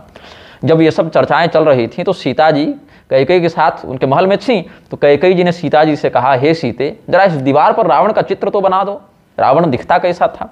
मामत्र दर्शय स्वाद्य ताम प्राह जानकी तदा मयावलोकितो नैव कदापि सदसानना। जब कैकेयी माता ने कहा कि मुझे रावण को देखना है तो मुझे चित्र बनाकर दिखाओ, तो सीता जी ने कहा कि माते मैंने रावण को देखा ही नहीं है। यदा हरतुम पंचवट्याम माम प्राप्तो गौतमी तटे तदा दृष्टस्तदंगुष्ठो मया दक्षिण पादज। जब वो मेरा अपहरण करने आया गोदावरी के तट पर, गौतमी के तट पर, पंचवटी से जब वह मेरा अपहरण करके ले जा रहा था, तो उसके दाएं पैर के अंगूठे को मैंने देखा है। अब सीता जी ने सत्य ही कहा, क्योंकि राम जी के विरह में इतने व्याकुल थे कि आंख में नेत्र में जल है इतने, तो क्या पूरा दिखे। तो रामचिंतन में उन्होंने रावण दर्शन किया ही नहीं। तो दोनों में हुआ वार्तालाप तो सीता जी के लिए स्वप्नाभास ऐसा था। तो तत् सीता वचनम श्रुत्वा कैकेयी प्राहताम पुनः यथा दृष्ट त्वयांगुष्ठस्तथा भित्तौ लिखस्वहि। सीता जी की ऐसी बात सुनकर कैकेयी ने कहा, ठीक है, तो अंगूठे का ही चित्र बना दो जैसा तुमने देखा था। तथेति जानकी लिख्य तदंगुष्ठम भयानकम कैकेयी दर्शयामास ताम मंत्र गृहम जयौ। तो सीता जी ने जो आज्ञा कहा तथेति, और श्रावण का भयंकर अंगूठा बना दिया, और वह चित्र दिखाकर अपने महल को चली गई। अंगुष्ठोपरि कैकेय्या यथा योग्यो दशाननः लिखितः स्वेन हस्तेन रामं द्रष्टुम कुबुद्धितः। अब कैकेयी जी ने क्या किया, उस अंगूठे के माध्यम से रावण का पूरा चित्र ही बना दिया। अब बोले भाई कि कैसे, कैकेयी जी को कैसे पता कि रावण कैसा दिखता है। राम जी के राज्याभिषेक के समय अनेकों वानर राक्षस आए थे, विभीषण जी थे, सुग्रीव जी थे, अगस्त जी थे। उन्होंने बहुतायत से रावण के साथ हुए युद्ध का, उसके स्वरूप का वर्णन किया था। तो कैकेयी जी को थोड़ा बहुत तो अनुमान था ही कि कैसा दिखता होगा। यह भी बात है कि रावण का युद्ध अयोध्या वासियों से बहुत पुराना है, मांधाता के समय से लड़ाई चलती आ रही है। भगवान रामचंद्र जी से 50 पीढ़ी पहले से रावण का अयोध्या से वैर है, और कम से कम मांधाता, अनरण्य, खटवांग, दीर्घबाहु अथवा दिलीप, रघु, अज और दशरथ 7 राजाओं से तो कम से कम युद्ध हुआ ही है रावण का। शास्त्रीय इतिहास देखें तो 8वें में रामचंद्र जी के हाथों वध को प्राप्त हुआ है, तो कम से कम इन 7 से तो युद्ध हुआ ही है रावण का। तो भगवान श्री रामचंद्र जी के बाद रावण का मोक्ष हो गया, मतलब उस जन्म से उद्धार हो गया। लेकिन पूर्व काल के अयोध्या वासियों से रावण का युद्ध होता रहा है। तो राजा मांधाता अनरण्य के समय से था, लोगों ने कई बार देखा था, उसी आधार पर अपने हिसाब से कैकेयी ने चित्र बना दिया। तब तक कुछ देर में राम जी भी आए। तो राम पप्रच्छ केनात्र लिखितोयम दशाननः कैकेयी कथयामास सीता लिखितवस्त्विति, सीतया लिखितस्त्विति। रावण का चित्र दीवार पर देखकर श्री रामचंद्र जी ने पूछा, ये कौन बना रहा है। तो कैकेयी जी ने उत्तर दिया कि यह चित्र सीता ने बनाया। सीता ने बनाया? क्यों? यत्र यत्र मनोलग्नम स्मर्यते हृदय सदा स्त्रियाश्चरित्रम को वेत्ति शिवाद्या मोहिता स्त्रिया। कैकेयी जी ने थोड़ा भड़काया, अब क्या कहें, अब जिसका मन जहाँ फंसा रहता है उसी का चिंतन करता है। भला स्त्रियों का चरित्र किसी की समझ में आया है? स्त्रियों ने तो शिव जी तक को मोहित कर रखा है। मतलब लाक्षणिक भाव है कि शिव जी जैसे ज्ञानी भी हो तो भी कदाचित स्त्रियों के चक्र को न समझ पाए, ये लाक्षणिक बात है। राम जी स्तब्ध रह गए। अब इसमें जो रहस्य छिपा है उसको ध्यान से पढ़ें और समझें, ध्यान से सुने। यहाँ तो हमने पढ़े लिख दिया, स्त्रियाश चरित्रम को व्यक्ति, स्त्रियों का चरित्र किसकी समझ में आ सकता है? तो राम जी को थोड़ा खटका। यही त्रिया चरित्र के चक्कर में राजा दशरथ के प्राण गए थे। हाँ, और पूरे स्मशान के समान अयोध्या की मतलब शोभा बिगड़ गई थी। तो उन्होंने राजनीति का पालन किया। उन्होंने सोचा अपने घर में फिर से ऐसी बातें हो रही हैं, तो वास्तविक बात जानने के लिए उन्होंने कैकेयी को बहुत कठोर बात कही। जब किसी से कुछ बात निकलवानी हो, भगवान तो खैर सर्वज्ञ है, लेकिन एक लोक व्यवहार में किसी से कोई बात निकलवानी है तो उसके पक्ष वाली बात कही। तो भगवान श्री रामचंद्र जी ने कहा, लक्ष्मणेव त्यजाम्यब स्व सीताम जाह्नवी तटे सीता भुजम वने छित्वा समानयतु मदगिरा। माँ, मैं कल ही लक्ष्मण को कहूँगा और उसके माध्यम से सीता जी को गंगा के किनारे तक पहुँचा दूंगा और कहूँगा प्रमाण के लिए सीता का हाथ काट के ले आए। हाथ से ही बनाए हैं ना चित्र, हाथ ही काट के ले आए। ये सब कथाएं बड़ी गुप्त हैं, ये सब सबके सामने बताने का विषय नहीं है, लेकिन इन मूर्खों ने इतना प्रपंच और इतना पाखंड फैला दिया है और शास्त्रों का बौद्धिक बलात्कार करने पर लगे रहते हैं कि सब बताना पड़ता है कि रहस्य समझो कि आखिर क्या चल रहा था घटनाक्रम और क्या हुआ। केवल क्या हुआ इसको मत देखो, कैसे हुआ, क्यों हुआ, उससे पहले क्या निमित्त है, हेतु है घटना का, वो देखो। सौमित्रस्ताम तथा पौराम दर्शयिष्यति निश्चयात् सीतया लिखितो यस्मात् स्वभुजेन दशानना। सुमित्रानंदन लक्ष्मण उस कटे हुए हाथ को सभी नगरवासियों को अवश्य दिखाएंगे जिस हाथ से सीता ने रावण का यह चित्र बनाया है। तो स्त्री हत्या भयम आलक्ष्य तद्वधे लक्ष्मणो मया न चोदितश्च ताम हिंसा भक्षयिष्यन्ति वैक्षणात्। मैं तो लक्ष्मण से कहता कि सीता को मार ही डाले, किंतु स्त्री को मारने का पाप न लगे, इसीलिए मैं लक्ष्मण को ऐसा करने की प्रेरणा नहीं दे रहा, बस हाथ काटने को कहा है। बाद में वन के हिंसक पशु तो सीता को वैसे ही खा जाएंगे। मतलब जितनी कठोरता कैकेयी जी दिखा सकती थी उससे अधिक कठोर बात राम जी ने कैकेयी जी को कही, ताकि इसको लगे कि मैं बहुत क्रोधित हूँ और माता कैकेयी कुछ और अंदर की कुछ और चाल चल रही होगी तो बता दें। अब देखिए बात है कि अब इस प्रसंग को कोई पढ़ेगा तो क्या कहेगा, अरे मिलावटी है, राम जी ऐसा कह नहीं सकते, राम जी भला सीता जी के प्रति ऐसा कर सकते हैं, मिलावटी है, प्रक्षिप्त है। लेकिन देखिए राम जी यहाँ आपके राम जी बनकर और आपके आदर्शवादी मर्यादा जो आपने अपने मन में कल्पना कर रखी है कि आदर्श का यही अर्थ होता है, तो उसके लिए लीला करने भगवान नहीं आए हैं कि देखेंगे अच्छा कलयुग में मनोज मुंतशिर ऐसा चाहता है, कुमार विश्वास ऐसा चाहता है, रामभद्राचार्य ऐसा चाहता है, तो हम भी ऐसी लीला करते हैं। उसके आधार पर भगवान की लीला नहीं होती। स्मरण रहे, राम जी ने यहाँ एक राजा के रूप में सोचा है। सत्य की जांच करने के लिए कैकेयी को उलझा रहे हैं बातों में। कोई भी स्त्री, सामान्य स्त्री जिसके मन में प्रायोजित कुटिलता न हो, जब सोचेगी कि हमारी बहू को जो पहले से इतना कष्ट भोग कर आई है, अभी गर्भवती है, उसको जंगल भेजवा कर गर्भवती अवस्था में उसका हाथ कटवाया जा रहा है, तो क्या कहेगी, अरे छोड़ दो, क्षमा करो, हटाओ, बात खत्म करो, अब चित्र ही तो बनाया है, ऐसा क्या होता है कि तुम अपनी पत्नी के साथ ऐसा करो, यही डांटेगी ना। लेकिन क्या हुआ यहाँ पर, नहीं। कोई भी स्त्री जिसके मन में प्रायोजित कुटिलता न हो, ऐसी बात को सुनकर क्या कहती कि एक चित्र के लिए सीता को त्यागने की क्या आवश्यकता है, उस पर भी गर्भवती है और त्यागना ही है तो हाथ क्यों कटवा रहे हो, केवल ऐसे ही त्याग दो। लेकिन कैकेयी ने विरोध नहीं किया, प्रसन्न हो गई। कैकेयी तो राम जी के मन में सीता जी के प्रति घृणा भरना चाहती थी, तभी तो षड्यंत्र से स्वयं चित्र बनाकर सीता जी को फंसाया ना, आरोप लगाया। और राम जी षड्यंत्र को प्रामाणिक रूप से समझने के लिए कैकेयी के मन के अनुकूल बात बोल रहे थे, जिससे उसको भ्रम हो कि कैकेयी अपने अभियान में सफल हो रही है। तो राम जी ने जानबूझकर कैकेयी के मुख्य उद्देश्य को समझने के लिए ऐसे कठोर वचन कहे, और इन वचनों को सुनकर कैकेयी का वास्तविक रूप सामने आ गया। आगे प्रसंग देखिए। इति राम वचः श्रुत्वा कैकेयी मुदिता भवत् सीतया विरहाद रामो नेदम राज्यम प्रशास्यति सेवार्थम रामचंद्रस्य लक्ष्मणोपि न शास्यति तदा श्री राम वाक्येन भरतो में प्रशास्यति। क्या राम जी तो अभी क्रोध में ऐसा कह रहे हैं, उसके बाद इनको होश होगा कि हमसे क्या हो गया, तो अवसाद में चले जाएंगे, डिप्रेशन में चले जाएंगे, और सीता के विरह के कारण राम जी राज्य करने में समर्थ होंगे नहीं, और भैया की देखभाल करने के लिए लक्ष्मण जी व्यस्त हो जाएंगे, वो अपने भाई के साथ लगे रहेंगे, तो मेरे भरत के लिए गद्दी का रास्ता खाली हो जाएगा, अंततः मेरी इच्छा पूरी हो जाएगी। वाल्मीकि जी ने जो आनंद रामायण लिखा है उसके जन्मकांड के 3 सर्ग से बता रहा हूँ ये। इति संचिन्त्य हृदये कैकेयी मुदिता भवत् रामोपि नत्वा कैकेयीं सुमित्रां स्वां च मातरं सभावृत्तं च कैकेयी गेहे जातमादरात् श्रावयामास सकलं वृत्तं सीता स्वयं विभु प्रभु। कैकेयी प्रसन्न हो गई। उसकी प्रसन्नता देखकर राम जी समझ गए कि यह षड्यंत्र है। फिर भी उन्होंने कैकेयी जी को प्रणाम किया और सीधे कौशल्या और सुमित्रा जी के पास चले गए। और कैकेयी के महल में सीता जी से संबंधित जो बातें हुई थी सो राम जी ने दोनों माताओं को बता दिया। फिर अपने महल में आए और सीता जी को भी यह षड्यंत्र की सूचना दी। तो तच्छ्रुत्वा जान के प्राह कैकेय्या वचनान मया अंगुष्ठ एवं लिखितस्तोर्ध्वं लिखितो धिया। सीता जी ने सारी बात बता दी, भाई हमको तो माता जी ने बनाने कहा, कैकेयी जी ने, तो हमने अंगूठा भर बनाया था, बाकी उन्होंने अपने से बनाया अपनी बुद्धि से। अंगुष्ठस्यानुरूपेण दशास्यो दुष्ट बुद्धितः सत सीता वचनम श्रुत्वा जानकी माह राघवः कौटिल्य बुद्धिम कैकेय्या समग्राम वेद्यहं प्रिय। अंगूठे के आधार पर ही उन्होंने दुष्ट बुद्धि का आश्रय लेते हुए दशहरण का पूरा चित्र बनाया है, मैंने नहीं बनाया। सीता जी ने जब सफाई दी तो राम जी ने कहा वो सब तो हम जान ही रहे हैं, कैकेयी की इस कुटिल बुद्धि के षड्यंत्र को हम अच्छे से जान रहे हैं, लेकिन स्त्रीणाम सीते सगर्भाणाम वांछितम वांछिते मनः काते वांछा वदस्वत्वम तत्ते दास्यामि निश्चितम इति राम वच श्रुत्वा भाविकारेण यंत्रता सा प्राह राघवम रामम नगास्तीर स्थिताम तरुण मुनीनामाश्रमाश्चापि ऋषिपत्नीश्च तद्वनम वांछते मे मनोद्रष्टुम शीघ्रम प्रेषय तत्र माम। सीता जी को भगवान श्री रामचंद्र जी ने कहा कि गर्भिणी स्त्रियों के मन में दोहद इच्छा होती है, कुछ अलग खाने पीने की इच्छा, कुछ अलग घूमने फिरने की इच्छा, एक विशेष ललक उठती है, उठती होगी, अब शास्त्र में वर्णित है तो उठता ही होगा, मुझे पुरुष होकर थोड़ी पता रहेगा, लेकिन तुम्हारी क्या इच्छा है सो तुम बताओ।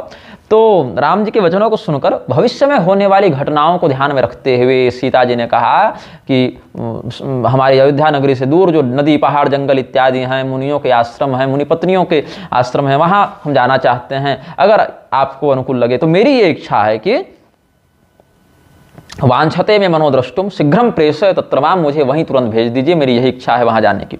और राजा जनक के माध्यम से पूरा प्रबंध करवा ही चुके हैं राम जी, आपको हम बता ही चुके हैं इसका सश्लोक प्रमाण। तो वहां क्या हुआ, यथा पूर्वम तो साकेते सुखमाप विदेहजा तथा मुनेराश्रमे भी सुखमाप पतिव्रता। पतिव्रता सीता जी जैसे साकेतपुरी में अयोध्या जी में सुखपूर्वक निवास करती थी, वैसे ही सुखपूर्वक वाल्मीकि जी के आश्रम में भी निवास करती थी। अब यहाँ आप पूछ सकते हैं कि बहुत बढ़िया, दो शंका है। पहली बात कि जब सब बढ़िया से तय ही था तो सीता जी रोती क्यों थी, विलाप क्यों करती थी, भगवान श्री रामचंद्र जी को पुकारती क्यों थी? इसीलिए रोती थी क्योंकि राम जी ने समाज को यह रहस्य नहीं बताया था। उन्होंने लोकापवाद की बात से सीता का त्याग किया, यही प्रदर्शित किया कि लोकापवाद के कारण हम छोड़ रहे हैं, और इसीलिए सीता जी ने यह लीला की कि उन्हें बड़ा कष्ट है। यदि वे प्रसन्न भाव दिखाते तो लोगों को कहते ना कि राम जी के द्वारा जब इनको गर्भवती अवस्था में घर से निकाला जा रहा है तो प्रसन्न कहाँ है भाई, क्या बात है। इसीलिए मतलब नेचुरल एक्टिंग होनी चाहिए भाई, जब हो रहा है तो बढ़ जाओ। और दूसरी बात है कि श्री रामचंद्र जी ने कैकेयी जी को कहा था कि लक्ष्मण के माध्यम से सीता का कटा हुआ हाथ हम मंगवाएंगे, उसका क्या हुआ? बोले उसका हुआ। कैकेयी जी अगले दिन मांगेंगी ना कि भाई कटा हुआ हाथ कहाँ है? बोले बिल्कुल। अब एक गुप्त लीला और हुई, लक्ष्मण जी को सबके सामने उन्होंने कहा कि तुम सीता को छोड़ आओ और वापस आने इसमें हाथ काट कर लाना। अब लक्ष्मण जी को अंदर की बात पता नहीं थी, वो हुए परेशान। लक्ष्मण जी जो है, लक्ष्मण जी के साथ ऐसा हो जाता है, लक्ष्मण हो या मरम हो न जाना। सीता हरण के समय भी उनको ये भगवान सम्मिलित नहीं की और सीता त्याग के समय भी सम्मिलित नहीं की। अब क्या करें क्या न करें, हो गए परेशान लखनलाल जी। अब जंगल में सीता जी को तो छोड़ दिया गंगा किनारे, लेकिन हाथ काटते न बने, बड़ी समस्या। अब अंदर की बात पता नहीं थी। अब उन्होंने क्या निश्चय किया कि बिना सीता जी का हाथ काटे हम वापस जा नहीं सकते और काट नहीं सकते, दोनों स्थिति में हमारा मरण निश्चित है, तो यही चिता बनाकर जल के हम मर जाएं। इसके लिए वो लकड़ी खोजने लगे। इतने में भगवान विश्वकर्मा प्रकट हो गए, हाथ में कुल्हाड़ी लेके बढ़ई के रूप में। लक्ष्मण जी ने कहा कि भाई देखो ऐसा करो, तुम्हें जितना धन चाहिए ले लो, ऐसे भी राजकुमार हैं। लक्ष्मण जी तो मतलब बहुमूल्य रत्न आभूषण से भरे हुए हैं, तो कहे कि मुझे चिता की लकड़ी का प्रबंध कर दो। तो विश्वकर्मा जी ने कहा क्यों, क्या हुआ, क्यों मरते हो भाई, क्या बात हो गई? तो लक्ष्मण जी ने कहा राम जी ने आदेश दिया कि सीता जी का हाथ काट के लाओ। अब हाथ तो हम काट नहीं सकते और राम जी की आज्ञा टाल नहीं सकते, तो दोनों में से करेंगे। अब हम ये दोनों तो मरने के बराबर है, चाहे राम जी की आज्ञा का उल्लंघन करो, चाहे सीता जी का हाथ काट दो, हमारे लिए तो मृत्यु के समान है ना, तो हम अभी ही मर जाना चाहते हैं, अभी ही मर जाऊं। विश्वकर्मा जी ने कहा बस अल्पार्थे स्वीय कुणपम माँ जुहाव स्वबाहुज अहम सीता भुजम कृत्वा धुना दास्यामि तत्क्षणात्। अरे स्वबाहुज, स्वबाहुज मतलब जो अपने हाथों से स्वयं पैदा हुआ। अब बड़ा सुंदर, इसीलिए कहता हूं संस्कृत श्लोकों में जो ऋषि महर्षियों ने संबोधन प्रयुक्त किए हैं, घटनाक्रम को प्रयुक्त किया है, बहुत सोचकर। स्वबाहुज, अपने हाथ से कौन पैदा होता है, कैसे? लक्ष्मण जी संकर्षण व्यूह के अवतार हैं, वासुदेव संकर्षण प्रद्युम्न और अनिरुद्ध इसके अंतर्गत संकर्षण व्यूह के अवतार हैं, और क्षत्रिय भी हैं वंश परंपरा की दृष्टि से। और बाहुराजन्यः कृतः, भगवान विराट के हाथों से, बाहु से क्षत्रिय का प्रादुर्भाव हुआ है। तो क्षत्रिय वर्ण का प्रादुर्भाव विराट पुरुष की भुजाओं से हुआ है। और शेषावतार लक्ष्मण जी को अपनी ही भुजाओं से उत्पन्न स्वाहुज कह के भगवान विश्वकर्मा ने अपने दिव्य होने का सूक्ष्म परिचय दिया। तो क्या कहते हैं कि अरे छोटी सी बात के लिए, इतनी छोटी सी समस्या के लिए तुम शरीर छोड़ना चाहते हो, मैं तुम्हें सीता का दूसरा हाथ बनाकर देता हूं, नकली हाथ बनाकर देता हूं। और माया से भगवान विश्वकर्मा ने सीता जी का एक सुंदर हाथ बना दिया। वैसे ही त्वचा, हड्डी, मांस, खून, वस्त्र, आभूषण, श्रृंगार जैसे वास्तविक सीता में लगते थे, वैसे अरे रावण जैसा राक्षस जब माया की सीता बना दे सकता है, इंद्रजीत जो है मेघनाद वो बना सकता है। भगवान श्री रामचंद्र जी का कटा मस्तक रावण ने बना दिया था विद्युत जिह्वा को बोल के। और इधर लक्ष्मण जी को, श्री रामचंद्र जी को भ्रमित करने के लिए इंद्रजीत ने माया की सीता बना दी। ये तो भगवान विश्वकर्मा है, ये क्या नहीं बना सकते। तो इत्युक्त्वा लक्ष्मणं कृत्वा जानकी भुजमुत्तमं त्वग्मांसास्थि स्नायुरक्त पूरितं कंचुकीयुतं सीतालंकार सहितं तस्याश्चिह्न विचिह्नितं तदौ लक्ष्मण हस्ते तं स्वयं अंतर्दध्यक्षणात्। लक्ष्मण जी को सौंप दिया नकली हाथ बना के और स्वयं अंतर ध्यान हो गए। अब बाद में लक्ष्मण जी ने वो हाथ राम जी को दे दिया और राम जी ने वो हाथ कैकेयी जी को दे दिया और कैकेयी जी ने बड़ी प्रसन्नता दिखाते हुए उस हाथ को संदूक में धर दिया। यही पाप था जिसके कारण कैकेयी जी को ब्रह्मा जी ने निकृति नाम का नरक दिया था।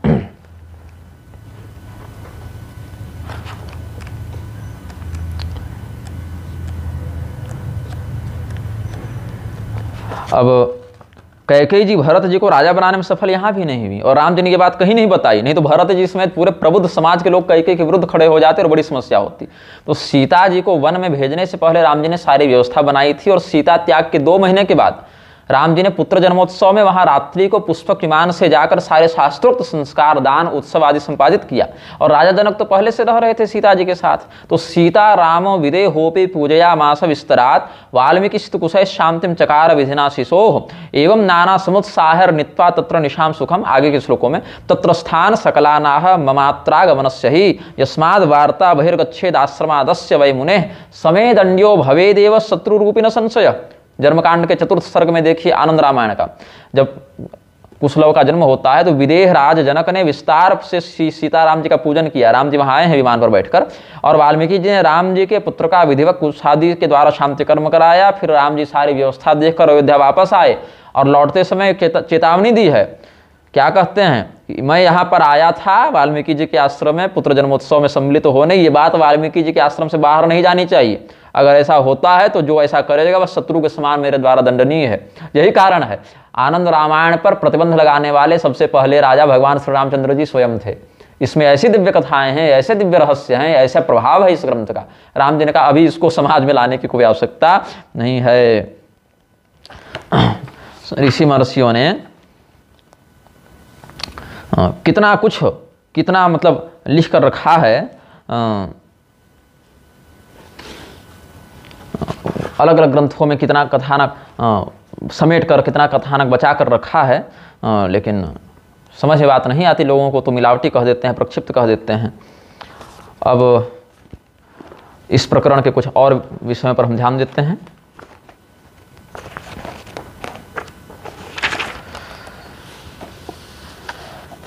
जो स्वर्णमयी सीता की बात पर रामभद्राचार्य बकवास करता रहता है कि ऐसा कहीं नहीं हुआ कि सीता जी का उन्होंने स्वर्णमयी प्रतिनिधि के रूप में प्रतिमा निर्माण करवाया है। इसमें स्कंद पुराण के नागर खंड का हम प्रमाण दे चुके हैं, अध्याय 99 का श्लोक 10 और 11। कृत्वा सीता परित्यागम रामो राजीव लोचनः लोकापवाद संत्रस्तस्तो राज्यम चकारसः कृत्वा स्वर्णमयीं सीतां पत्नीं यज्ञ प्रसिद्धये न सचक्रे महाभागो भार्या मन्याम कथमचन।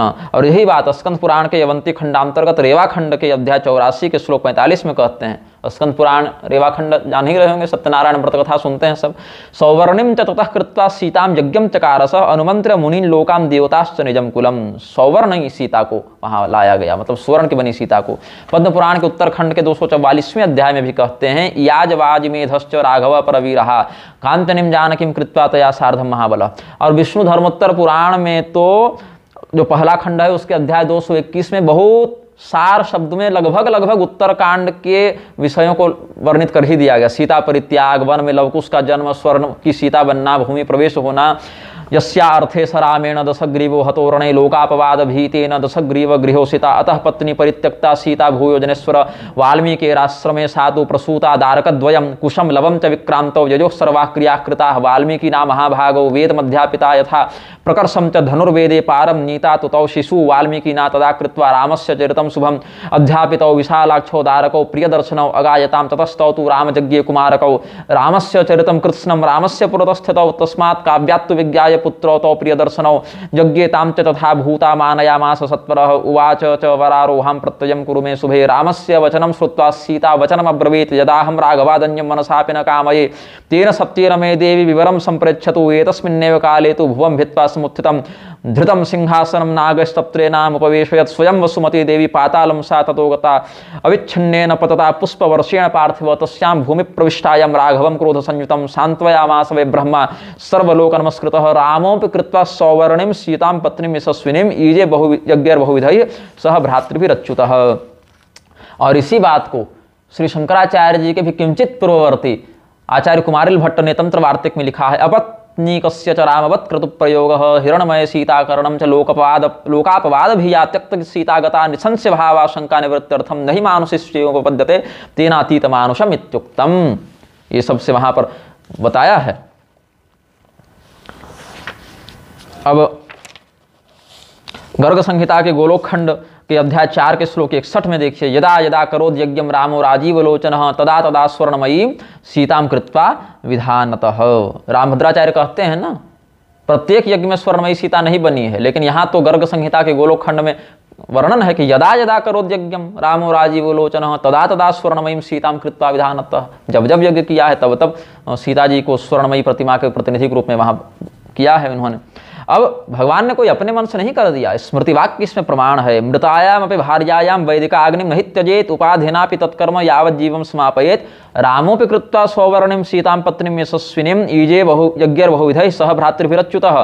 बृहत् कात्यायन स्मृति के 20वें खंड के श्लोक 9 और 10 को आप देखें, वहाँ से भगवान श्री रामचंद्र जी का आपको प्रमाण मिलेगा कि उसी कात्यायन स्मृति में यह संदर्भ दिया हुआ है कि कैसे करे, जैसे श्री रामचंद्र जी ने सीता जी का किया था स्वर्ण का निर्माण, स्वर्ण प्रतिमा का निर्माण।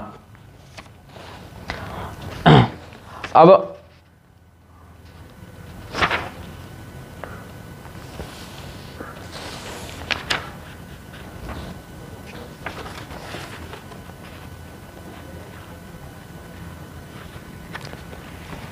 भगवान श्री रामचंद्र जी के दोनों पुत्र का जन्म हुआ था।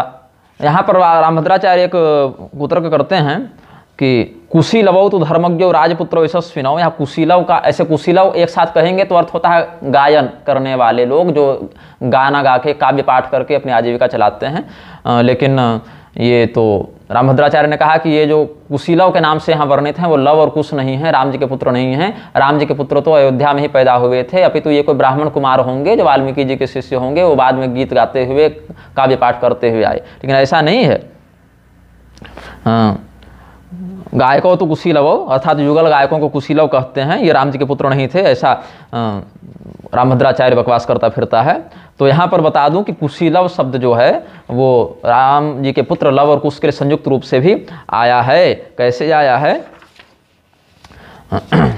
उसमें, लोकापवादात् संत्रस्त सीतां तत्याज धर्मवित् सातु संप्राप्य वाल्मीकि राश्रमं न्यवसत् सुखं पुत्रौ च सुसुवे तत्र नाम्ना ख्यातौ कुशीलवौ वल्मीकस्तु तयोः कृत्वा यथा समुदिताः क्रियाः रामायणं विरच्येतावध्यापयदुदारधिः तौ गायमानो सत्रेषु मुनीनां ख्यातिमागतौ यज्ञे रामस्य सम्प्राप्तो वाजिमेधे प्रवर्तिते तत्र ताभ्यां तु तद्गीतं स्वचरित्रं प्रसन्नधिः मुनिमाकारयामास ससीतं तत्र संसदि सा तु रामाय तौ पुत्रो निवेद्य जगति जनिः जगत्या विवरं भूयो विवेशासीत् तदद्भुतं ततः परम ब्रह्मचर्यम यज्ञमेव त्रयोदश सहस्राब्दान प्रकुर्वाणस्तस्थो भुविरभुत्तमः। नारद पुराण के उत्तरार्ध के अध्याय 75 में कहते हैं कि भगवान श्री रामचंद्र जी ने लोकापवाद से जो सीता जी का परित्याग किया था, वहां पर कुशीलव संज्ञक 2 पुत्रों को सीता जी ने वाल्मीकि जी के आश्रम में जन्म दिया है। पद्म पुराण के पाताल खंड के 66वें अध्याय में भी यही बात है। सर्वत्रान्यत्र राजेंद्र रामपुत्रौ कुशीलवौ, रामपुत्रौ कुशीलवौ गीयते यत्र संकोचः किम कृतो विदुषित्वै। ब्रह्मविवर्त पुराण के श्री कृष्ण जन्म खंड के अध्याय 62 में कहते हैं बभूवतु रामपुत्रौ धार्मिकौ च कुशीलवौ तयोश्च पुत्रैः पौत्रैः च सूर्यवंशोद्भवा नृपा। पद्म पुराण के उत्तरखंड के अध्याय 244 में देखिए, जब भगवान श्री रामचंद्र जी ने लव और कुश का अभिषेक किया है जाने से पहले, परमधाम जाने से पहले, अभिषिच्याथ काकुत्स्थ स्वात्मजौ च कुशीलवौ विभज्य रथनागाश्वम सधनम प्रददौ तयोः कुशवत्याम कुसम तम च सर्वत्याम लवम तथा स्थापयामास धर्मेण राज्ये स्वे रघुसत्तमः। पद्म पुराण के पाताल खंड के 64वें अध्याय में देखिए, इत्युक्त्वा त्वरितं वीरो जगमतुस्तौ कुशीलवौ राज्यो मौलिमणिम चित्रम जग्राह कनकाचितम। भगवान श्री रामचंद्र जी स्वयं, भगवान श्री नारायण देवी भागवत में स्वयं कहते हैं, न ज्ञातौ स्वसुतौ तेन रामेण च कुशीलवौ। स्वसुतौ रामेण न ज्ञातौ, राम जी अपने पुत्रों को कुशीलव को नहीं पहचान पाए। जब वाल्मीकि जी ने बताया कि आपके पुत्र हैं तब पहचाना, लोक लीला के आधार पर। न ज्ञातौ स्वसुतौ तेन रामेण च कुशीलवौ मुनिना कथितौ तौ तस्य पुत्रो महाबलौ। और चंपू रामायण जो महाराज भोज ने लिखी थी उसमें भी यही शब्द उन्होंने दिया, बालकांड के 9वें इसमें पद्य में। उपागतो मिलित परस्परोपमो बहुश्रुतौ श्रुति मधुरस्वरान्वितौ विचक्षणौ विविध नरेंद्र लक्षणौ कुशीलवौ कुशलव नाम धारिणौ। जो कुशीलव हैं वो स्पष्ट कुश और लव नाम के राम पुत्र हैं।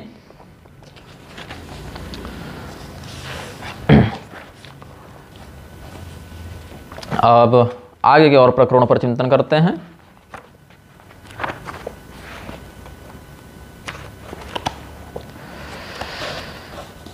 यहाँ पर गोस्वामी जी ने एक जो चौपाई लिखी है उसका बड़ा गलत अर्थ लगाया है रामभद्राचार्य ने। उमा रमा ब्रह्मानि वंदिता जगदम्बा संतत मनिंदिता, कि सीता जी की कभी निंदा हुई नहीं, सीता जी सदैव अनिंदिता हैं। राम जी की निंदा की जा सकती है, रावण ने राम जी की निंदा की, ऐसा कुतर्क रामभद्राचार्य ने अपनी पुस्तक में किया है।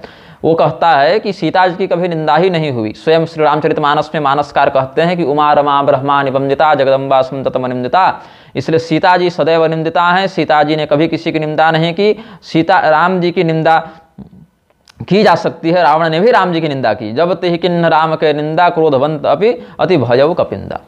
ये तो सीता जी को अनिंदिता करने के चक्कर में रामभद्राचार्य इतना नीचे गिर गया कि कह दिया कि राम जी की निंदा की जा सकती है, रावण ने भी राम जी की निंदा की। अरे भैया, रावण ने राम जी की निंदा की मतलब राम जी की निंदा की जा सकती है। तो रावण ने सीताहरण भी किया तो सीताहरण किया जा सकता है। रावण ने तो बहुत से ऋषि महर्षियों को ही मारा तो ऋषि महर्षियों को मारा जा सकता है। अरे भैया, रावण का चरित्र प्रमाण कब से होने लगा शिष्टाचार में? सीता जी की निंदा हुई ही नहीं, ऐसा अगर आपका कुतर्क है तो मूल रामायण में, लघु रामायण में राम जी के लिए आए हुए यशस्वी और सर्वलोकप्रिय जो वर्णन है, यशस्वी शब्द आया है, सर्वलोकप्रिय आया है, तो जो सबों का प्रिय और यशस्वी है उसकी निंदा भी नहीं हो सकती, ऐसा भी कह सकते थे आप, नहीं कहना है ऐसा। हाँ, कितना मतलब निर्लज्जतापूर्ण कथन है यह, जिसका नाम ही रामभद्र हो, रामभद्राचार्य। रामभद्र वो कह रहा है राम निंदा की जा सकती है, ऐसी भद्रता कर रहा है। अरे महाभारत तात्पर्य निर्णय में भगवान मध्वाचार्य जी कहते हैं कि परोक्ष रूप से भी भगवान की निंदा करने वाले की जिह्वा काट लेनी चाहिए। निंदाम हरेस्तु विदधाति परोक्ष गोपी यस्तम प्रगृह्य करवाणि विजिह्वमेव। भगवान के परोक्षतः भी कोई अगर व्यक्ति निंदा करे, पकड़ के उसके जीभ काट डालो। और श्रीमद् भागवत महापुराण के स्कंध 10 के अध्याय 74 के श्लोक 40 में कहते हैं, निंदाम भगवतः शृण्वन् तत्परस्य जनस्य वा ततो नापेति यः सोऽपि याप्त्यधः सुकृताच्युतः। भगवान या भगवत भक्त की निंदा को चुपचाप सहन करने वाला व्यक्ति भी पुण्य कृति से च्युत होकर नीचे गिरता है। और पद्म पुराण के पाताल खंड के अध्याय 58 में श्लोक 29-30 देखिए, लक्ष्मण जी स्वयं श्री रामचंद्र जी से पूछ रहे हैं कि सीताम अनिंदिताम कोनु त्यजति श्रुतवान भवान आकारयामि रजकम परिपृच्छामि तम प्रति कथम त्वया अनिंदिता सा जानकी योषितांबरा तव देशे बलात् कश्चित् बाध्यते न जनोल्पकः। हे रामचंद्र जी, आप अनिंदिता सीता जी का परित्याग न करें। मैं धोबी को बुलाकर पूछता हूं कि स्त्रियों में श्रेष्ठ जानकी जी की तुम निंदा क्यों करते हो? आपके राज्य में बलपूर्वक किसी भी व्यक्ति को थोड़ी सी भी बाधा नहीं दी जाती। तब श्री रामचंद्र जी ने उत्तर दिया है, आगे 35वें श्लोक में देखिए, कथम तुमाम ब्रवीषित्वम माम मात्यजे नाम अनिंदिताम लोकापवादात्यक्षे हम जानन्नपि विपापिनीम। लक्ष्मण, ऐसा क्यों कह रहे हो कि आप अनिंदिता सीता जी का परित्याग न करें? मैं लोकापवाद के कारण सीता को निष्पाप जानकर भी त्याग कर रहा हूं। बड़का जगत गुरु को थोड़ा संस्कृत का ज्ञान होगा तो देख लें, स्पष्ट श्लोक में सुन लें, क्षमा करें, सुन लें कि अनिंदिताम त्यक्ष्ये, यही अन्वय लगेगा ना यहाँ पर। अनिंदिता हैं फिर भी मैं छोड़ रहा हूं। क्यों? रावण की ओर से निष्पाप थी। लेकिन बाल्यकाल में पक्षीराज का जो शाप मिला था गर्भावस्था में पति वियोग का, उसके कारण इत्तजातम रजको त्यासो निंदिता च वियोगिता रजकस्य च शापेन वियुक्ता सवनम गता। और इसीलिए प्रणवों पूर नर नारी बहोरी ममता जिन पर प्रभु ही नथोरी सिय निंदक अघ ओघ नसाए लोक विशोक बनाई बसाए, रामचरितमानस में। लेकिन इसको भी रामभद्राचार्य ने क्या कहा कि यहाँ सिय निंदक नहीं होना चाहिए, तिय निंदक होना चाहिए, मतलब अपनी पत्नी की निंदा करने वाले। मतलब जहां अर्थ गलत जा रहा हो रामभद्राचार्य के मत के विरुद्ध, वहां शब्द ही बदल दो, ये सब। अब रामभद्राचार्य का एक दूसरा कुतर्क यह भी है कि जब सभी लोगों ने सीता जी का अग्नि प्रवेश देख ही लिया था, तीनों लोगों ने देखा, तो क्या धोबी ने नहीं देखा होगा? अरे भाई, तीनों लोगों का अर्थ थोड़े कि तीनों लोगों के सारे लोग वहां पर बैठे हुए थे। जनश्च सुमहास तत्र बाल वृद्ध समाकुलः ददर्श मैथिलीम दीप्ताम प्रविशन्ति हुतासनम। सीता जी जो हैं, जब वाल्मीकि जी ने सीता जी को चारों रूपम देखा, संपूर्ण लोगों ने देखा, तो क्या धोबी ने नहीं देखा? अगर धोबी ने देखा तो सीता त्याग की घटना प्रक्षिप्त है, इसका यही अर्थ लगेगा। लेकिन नहीं भाई, पूरे विश्व के एक एक व्यक्ति ने थोड़ी देखा था। अगर पूरे विश्व के एक एक व्यक्ति ने देखा होता तो कौशल्या जी ने भी देखा होता, जनक जी ने भी देखा होता, भरत जी ने भी देखा होता। तो ये लोग राम जी को कभी क्यों नहीं कहे कि भाई आपने सीता जी की अग्नि परीक्षा क्यों ली, क्यों ऐसा आपने उन पर चरित्र का संदेह किया? अरे भाई, अयोध्या वासियों को बाद में ये सब घटनाएं पता चली, जब उधर के लोगों ने आकर बताया। अयोध्या वासियों को अगर ज्ञात ही होता, भरत जी को भी होता, तो हनुमान जी से भरत जी ने पूछा क्यों? हनुमान जी भरत जी को जाकर रावण वध का समाचार क्यों देते? सीता जी तो रावण वध के बाद ही ना राम जी को प्राप्त हुई थी। तीनों लोगों ने देखा तो भरत जी ने भी देखा होता, उनको भी पता होता कि रावण मारा जा चुका है। व्यवहार में भी संभव नहीं है ना। वाल्मीकि जी ने देखा क्योंकि ब्रह्मदेव ने वरदान दिया था कि भगवान की लीलाओं का संपूर्ण बोध होगा। भरद्वाज ऋषि ने अपने तपोबल से बैठे बैठे देखा, ये सब उन्होंने स्वयं बताया। लेकिन सीता अग्नि प्रवेश को विश्वरूप दर्शन के समान पूरे ब्रह्मांड में टेलीकास्ट हो रहा था, प्रसारित हो रहा था, जो धोबी ने देख लिया ऐसा थोड़ी है। तत्र समाकुलः जनश्च सुमहास तत्र बाल वृद्ध समाकुलः, युद्धकांड के सर्ग 116 में जो 30वां श्लोक है वाल्मीकि रामायण में, वहां कहते हैं कि जो लोग वहां उपस्थित थे, तत्र समाकुलः जनश्च सुमहास जनश्च सुमहा, वहां पर जो तत्र जनश्च सुमहांस तत्र बाल वृद्ध समाकुलः, वहां पर जो उपस्थित थे वही लोगों ने देखा। अब बोले ददृशुस्ताम त्रयो लोका, तीनों लोगों ने देखा। वही तीनों लोगों का अर्थ अगले श्लोक में है, देव गंधर्व दानवा, देवता गंधर्व और दानव तीनों जन समुदाय ने देखा। अथवा ऋषयो देव गंधर्वा, भूरलोकवासी ऋषियों ने, भूवर लोकवासी गंधर्वों ने और स्वर्ग लोकवासी देवताओं ने, ऐसे तीनों लोगों ने देखा। और तीसरा अर्थ यह है कि स्वर्गलोक के देवताओं ने, मर्त्यलोक के ऋषियों ने और पाताल लोक के दानवों ने देखा। अब व्याप्ति दोष हो जाएगा, दृष्टि प्रतहिता दोष हो जाएगा। इसका अर्थ ही है कि त्रयोलोका का अर्थ ये नहीं कि तीनों लोगों के प्रत्येक जीव ने देखा। अब आगे के प्रकरणों में हम और बढ़ते हैं।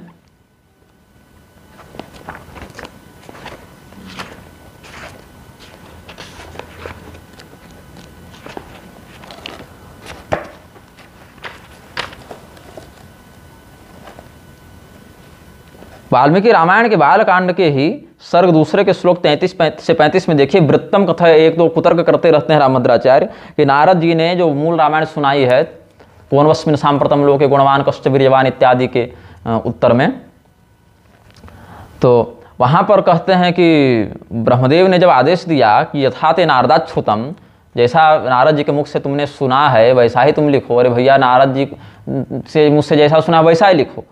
लेकिन वहां से जब तुम लिखो ऐसा जब कहा, तो नारदाच्छ्रुतम में जाकर तो रुकना नहीं है ना, आगे भी बताना चाहिए ना। वृत्तम कथय धीरस्य यथा ते नारदाच्छ्रुतम रहस्यंच प्रकाशम च यद वृत्तम तस्य धीमतः रामस्य सह सौमित्रे राक्षसानां च सर्वशः वैदेह्याश्चैव यद वृत्तम प्रकाशम यदि वारः तच्चाप्य विदितम सर्वं विदितम ते भविष्यति न ते वागनृता काव्य काचिदत्र भविष्यति। ब्रह्मा जी कहते हैं कि जैसा राम जी का चरित्र, धीर राम जी का चरित्र तुमने नारद जी के मुख से सुना वैसा ही लिखो, और जो उनकी लीला में प्रकट बात है और जो रहस्य लीला है वैसा ही बुद्धिमान भगवान राम का लक्ष्मण के साथ चरित्र लिखो, और सभी राक्षसों का भी लिखना। इसीलिए तो उत्तरकांड में रावण इत्यादि का भी वर्णन किया ना, और सीता जी का भी वृत्तांत जो प्रकट अथवा गुप्त है वह सब तुम्हें ज्ञात हो जाएगा, तुम्हारी वाणी लेखनी असत्य नहीं होगी। तो रामभद्राचार्य और मनोज मुंतशिर और कुमार विश्वास जैसे प्रलापियों को हम पूछते हैं, वाल्मीकि जी को केवल वही और उतना ही लिखना था जितना नारद जी के मुख से सुना, तो ब्रह्मा जी को इसके बाद क्यों स्पष्ट करना पड़ा? प्रकट और अप्रकट रहस्यों को तुम जान जाओगे, सीता जी का रहस्य वृत्तांत तो जान जाओगे। क्यों? नारद जी तो बता ही चुके थे, तो जान तो चुके, अब क्या जान जाओगे अलग से भाई? और क्यों यह कह देते ना कि समाधि में देखकर जो है वाल्मीकि जी लिखेंगे। क्यों समाधि में देखने की आवश्यकता पड़ी? और ब्रह्मदेव ने स्वयं आदेश दिया है रामायण कवच में कि रामायणम कुरु सप्तकांडम, बृहद्धर्म पुराण के पूर्व खंड से हमने जो आपको प्रमाण दिया पहले। और भुसुंडी आदि रामायण जो ब्रह्मदेव ने स्वयं कही है, उसमें उन्होंने क्या कहा? नवम अध्याय में, पूर्व खंड के नवम अध्याय के श्लोक 12 से 14 तक देखिए, और फिर उसी में 29 से 30 तक देखिएगा।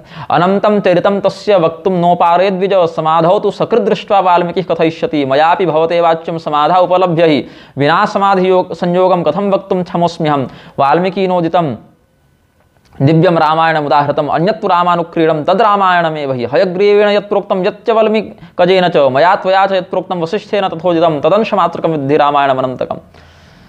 कि समाधि के बिना तो ब्रह्मदेव भी राम कथा नहीं कर सकते, वाल्मीकि जी ने भी समाधि का ही समाधौ तो सकृत दृष्ट्वा वाल्मीकि कथयिष्यते, एक बार समाधि में देखकर ही वाल्मीकि जी लिखेंगे, बाकी कोई ऐसे समर्थ नहीं है। और भी जितने रामायण हैं, हयग्रीव प्रोक्त रामायण, वाल्मीकि जी के प्रोक्त रामायण, वशिष्ठ जी का प्रोक्त जो राम कथानक है, वो सब कुछ अनंत रामायण का एक अंश मात्र ही है, ऐसा समझना चाहिए। वाल्मीकि जी स्वयं बालकांड के 3 सर्ग के 11वें श्लोक में लिखते हैं कि नाना चित्रा कथाश्चान्या विश्वामित्र सहाजने जानक्याश्च विवाहंच धनुषश्च विभेदनम। तो कुतर्क करते हैं रामभद्राचार्य कि वाल्मीकि रामायण में नारद जी ने सीता त्याग का वर्णन नहीं किया, तो वाल्मीकि जी ने कैसे लिख दिया? भैया, वाल्मीकि जी ने तो विश्वामित्र के द्वारा श्री रामचंद्र जी से सहायता मांगने का भी वर्णन किया है, सीता विवाह की भी चर्चा की है, धनुष भंग की भी चर्चा की है, तो ये सब तो नारद जी ने कहा ही नहीं, तो कैसे लिख दिया? राम राम विदादंच गुणानदासरथ तथा, क्या परशुराम और रामचंद्र जी का विवाद नारद जी ने सुनाया उस अध्याय में है क्या? नहीं है।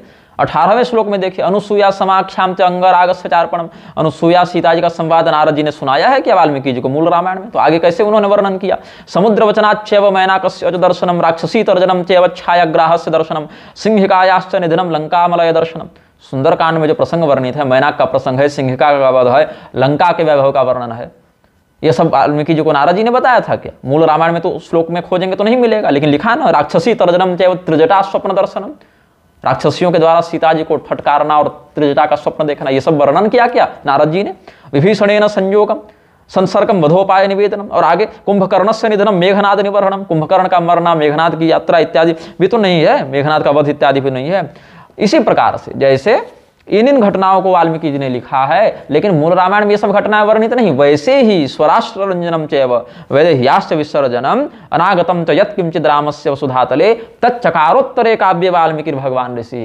इसी प्रकार से अपनी प्रजा का अभिवर्धन करना, सीता जी का विसर्जन मतलब परित्याग करना, यहाँ विसर्जन का अर्थ गर्भाधान लगाया है इस महामूर्ख ने, जो स्वयं को जगत गुरु बताता घूमता है। और जो कुछ अभी तक घटना नहीं घटित हुई है रामचंद्र जी के, अनागत जो कथा है, अतीतम और अनागतम दोनों लिखा ना, तो उत्तर कांड में उसको लिखा है तच्चकारोत्तरे काव्य वाल्मीकि भगवान ऋषि। तो मूर्ख लोग आगे क्या कहते हैं? अब मूर्ख लोग आगे यही कहते हैं कि बालकांड भी प्रक्षिप्त है, उत्तरकांड का समर्थन हो जाएगा तो हम जहां जहां समर्थन होगा सबको प्रक्षिप्त कहेंगे, पूरा काट छांट करके एकदम सब खत्म कर देंगे, बस हमारा वाला एडिशन बचना चाहिए। हम वैसा ही राम जी को मानेंगे जैसा हम सोचते हैं कि वो हो, और अगर हमारी कल्पना के विरुद्ध कोई बात जा रही तो ग्रंथ को हम फाड़ देंगे, लेकिन हम नहीं अपने आप को सुधार करें, कहा कि हम तो ब्रह्मा का जो 5वां मस्तक कटा था वो हमारे अंदर घुसा था, हाँ, इसीलिए हम सर्वज्ञ हैं। ब्रह्मा को भले कोई संदेह हो जाए, समाधि में जाने की आवश्यकता पड़ती है ब्रह्मदेव को भगवान का चरित्र जानने के लिए, लेकिन हमको नहीं पड़ती है, ऐसा मूर्ख लोगों का कहना है, मूर्ख लोगों का ऐसा व्याग्रह है। वाल्मीकि जी ने नहीं कहा है प्रक्षिप्त है उत्तरकांड, वेदों ने भी नहीं कहा है, रामभद्राचार्य और उसके मूर्ख अनुयायियों का ही यह प्रलाप है। अब एक रामभद्राचार्य का बहुत भीषण प्रलाप है, वेद से बताओ, वेद से बताओ, वेद से बताओ। तो सुनो, अब वेद से बताते हैं। ऋग्वेद के 10वें मंडल के 99वें सूक्त के 5वें मंत्र में सरुद्रेभिरस्तवार ऋग्वाह वाला जो मंत्र है, पूरा नहीं बोलूंगा, श्रुति मंत्र है, इसीलिए इसकी व्याख्या में आचार्य नीलकंठ चतुर्धर मंत्र रामायण में लिखते हैं, सरुद्रेभिरिति सरामो रुद्रेभिर हनुमदादिभिः सहायैः दिव्यारितेन भासनया दिव्या सीतया सह गजम स्वस्थानम आगतवान कीदृश आरे अवद्य दूर निरस्त दोष सीतां रावण हृतां सर्वदेव सन्निधौ संस्वद्य इत्यर्थः। एतत् सर्वं सभविष्यं रामायणं वम्रस्य वाल्मीकेः संबंधिनौ शिष्यो मिथुनो द्वौ कुशलवौ विब्री तस्मादधीत्य लोके विशेषेण वितृतवन्तौ इत्यहं मन्ये जानामीति मंत्र द्रष्टुरुक्तिः तत्र भविष्यमाह अन्नमिति। मुषायन स्तेनो रावण अन्नम पृथ्वीं तद्रूपां सीतां अन्न शब्द पृथिव्यां ता अन्नमसृजंत इति छांदोग्ये दृष्ट अभित्य अभेत्य अरोदयत रावण स्पर्श निमित्तापवाद परिहारार्थम रामेण त्यक्ता सीता रोदनम कृतवती इत्यर्थः। क्या अर्थ किया है आचार्य नीलकंठ चतुर्धन ने मंत्र रामायण में ऋग्वेद के 10वें मंडल के 99वें सूक्त के 5वें मंत्र में जो हमने भाष्य पढ़ा, उनकी टीका पढ़ी जो नीलकंठ चतुर्धर जी की, उसमें क्या है अर्थ। प्रतिकूल समय में अपने घर का परित्याग करके वनवास में गए हुए श्री राम जब हनुमान आदि सहायकों के साथ सत्य के तेज से प्रकाशित सीता जी के साथ अपने स्थान घर को लौट गए। किस प्रकार से लौटे? रावण के द्वारा हरण कर ली गई सीता को सभी देवताओं के सामने शुद्ध सिद्ध करके उसके दोष का निवारण करके लौट गए। यह सब कुछ वृत्तांत और भी जो भविष्य में घटित होने वाला था उस रामायण को दीमक की बामी से निकले हुए वाल्मीकि के संबंधी जुड़वा शिष्य कुश और लव ने उनसे ही पढ़कर संसार में विशेष प्रकार से प्रसारित किया, ऐसा मैं जानता हूं। ये मंत्र दृष्टा ऋषि की उक्ति है। यहाँ भविष्य का क्या अर्थ है? अन्न पृथ्वी है और उसका प्रतिरूप सीता है जिसका अपहरण रावण करता है। छांदोग्य श्रुति में अन्न का भाव पृथ्वी से लिया गया है। रावण के द्वारा इसका स्पर्श किया गया था। इस अपवाद लोक निंदा के निवारण हेतु राम के द्वारा परित्याग की गई सीता रोने लगी, ऐसा इसका अर्थ है। लेकिन रामभद्राचार्य अब यहाँ पर वेद का भी प्रमाण स्वीकार नहीं करेंगे, क्योंकि बहुत वो देवताओं को नहीं मान रहे हैं, शास्त्रों को नहीं मान रहे हैं, तो हम लोगों की बात क्या मानेंगे, है ना। जब नाश मनुष्य पर छाता है, पहले विवेक मर जाता है। इनका विवेक इनके जन्म के साथ ही मर गया था, तो विवेकहीन व्यक्ति का क्या किया जा सकता है। अब इस पर एक और गुप्त रहस्यपूर्ण वृत्तांत आपको कौशिक रामायण से सुनाते हैं। अब होता क्या है ना, ये मूर्खों का जो कथन है, होता क्या है, यदि आर्ष ग्रंथ में प्रमाण नहीं मिले तो क्या कह देंगे कि आर्ष ग्रंथों में ऐसा कोई प्रमाण नहीं है, इसीलिए ये अंश प्रक्षिप्त है। अगर आर्ष ग्रंथों में पुराणों में प्रमाण मिल जाए तो कह देंगे ये आर्ष ग्रंथ ही प्रक्षिप्त है, इसमें अंग्रेजों ने मिलावट कर दी। और अगर आर्ष ग्रंथ में मिलावट सिद्ध न हो पाए और प्रमाण भी मिल जाए तो कह दो कि ये ग्रंथ को तो हम प्रमाण ही नहीं मानते हैं, चाहे जितने श्लोक ले आओ हम प्रमाण ही नहीं मानेंगे। तो इन मूर्खों का कोई, इसको थेथरई कहते हैं, सीधी बात है, इसको थेथरई कहते हैं। अब मैं आपको बताता हूँ कौशिक रामायण से प्रमाण जो बड़ा दुर्लभ है, गुप्त है। देवरात जी रिश्ते में विश्वामित्र के भांजा लगते थे। विश्वामित्र जी की बहन का विवाह हुआ था अजिगर्त से, जिनको ऋचिक भी कहीं कहीं कहा गया है। उनके पुत्र थे सुनश्शेप, वही बाद में देवरात के नाम से प्रसिद्ध हुए हैं, और बाद में ये अपने मामा के कुल में चले गए थे। तो देवरात जी ने महर्षि कौशिक से, विश्वामित्र जी से रामकथा सुनी है। उन्होंने कहा, सीता सर्वगुणोपेता सुविख्याता महासती अग्निसाक्षेण संपूता सर्वैर्देव समर्थिता अनुभूता स्वयमपि रामेण स्वांत वेदिना तथापि ह्यति तुच्छस्य रजकस्य प्रवादतः गर्भालसांगी साम्राज्ञी त्यक्ता निष्ठुर चेतसा कृत्यमेतद्धि रामस्य दुनोति मम मानसम् अत्रापि कारणं किंचिन मन्यस्तेव सुनिश्चितं तद्ब्रूहि कृपया देव सर्वज्ञस्तं मतो मम। देवरात जी ने कहा, हे भगवान, सीता सर्वगुण संपन्न और महासती के रूप में विख्यात हैं, फिर अग्नि परीक्षा के द्वारा शुद्ध भी थीं, समस्त देवगणों के द्वारा वह प्रशंसित थीं, और भगवान स्वयं अंतर्यामी हैं। तो अंतर्यामी राम भगवान स्वयं भी सीता की पवित्रता से सुपरिचित थे, तथापि एक सामान्य रजक के कहने पर 7 मास के गर्भ से परिक्रांत पटरानी को राम ने बड़े कठोर चित्त बनकर त्याग दिया। भगवान का यह कृत्य मेरे हृदय को बहुत पीड़ित करता है।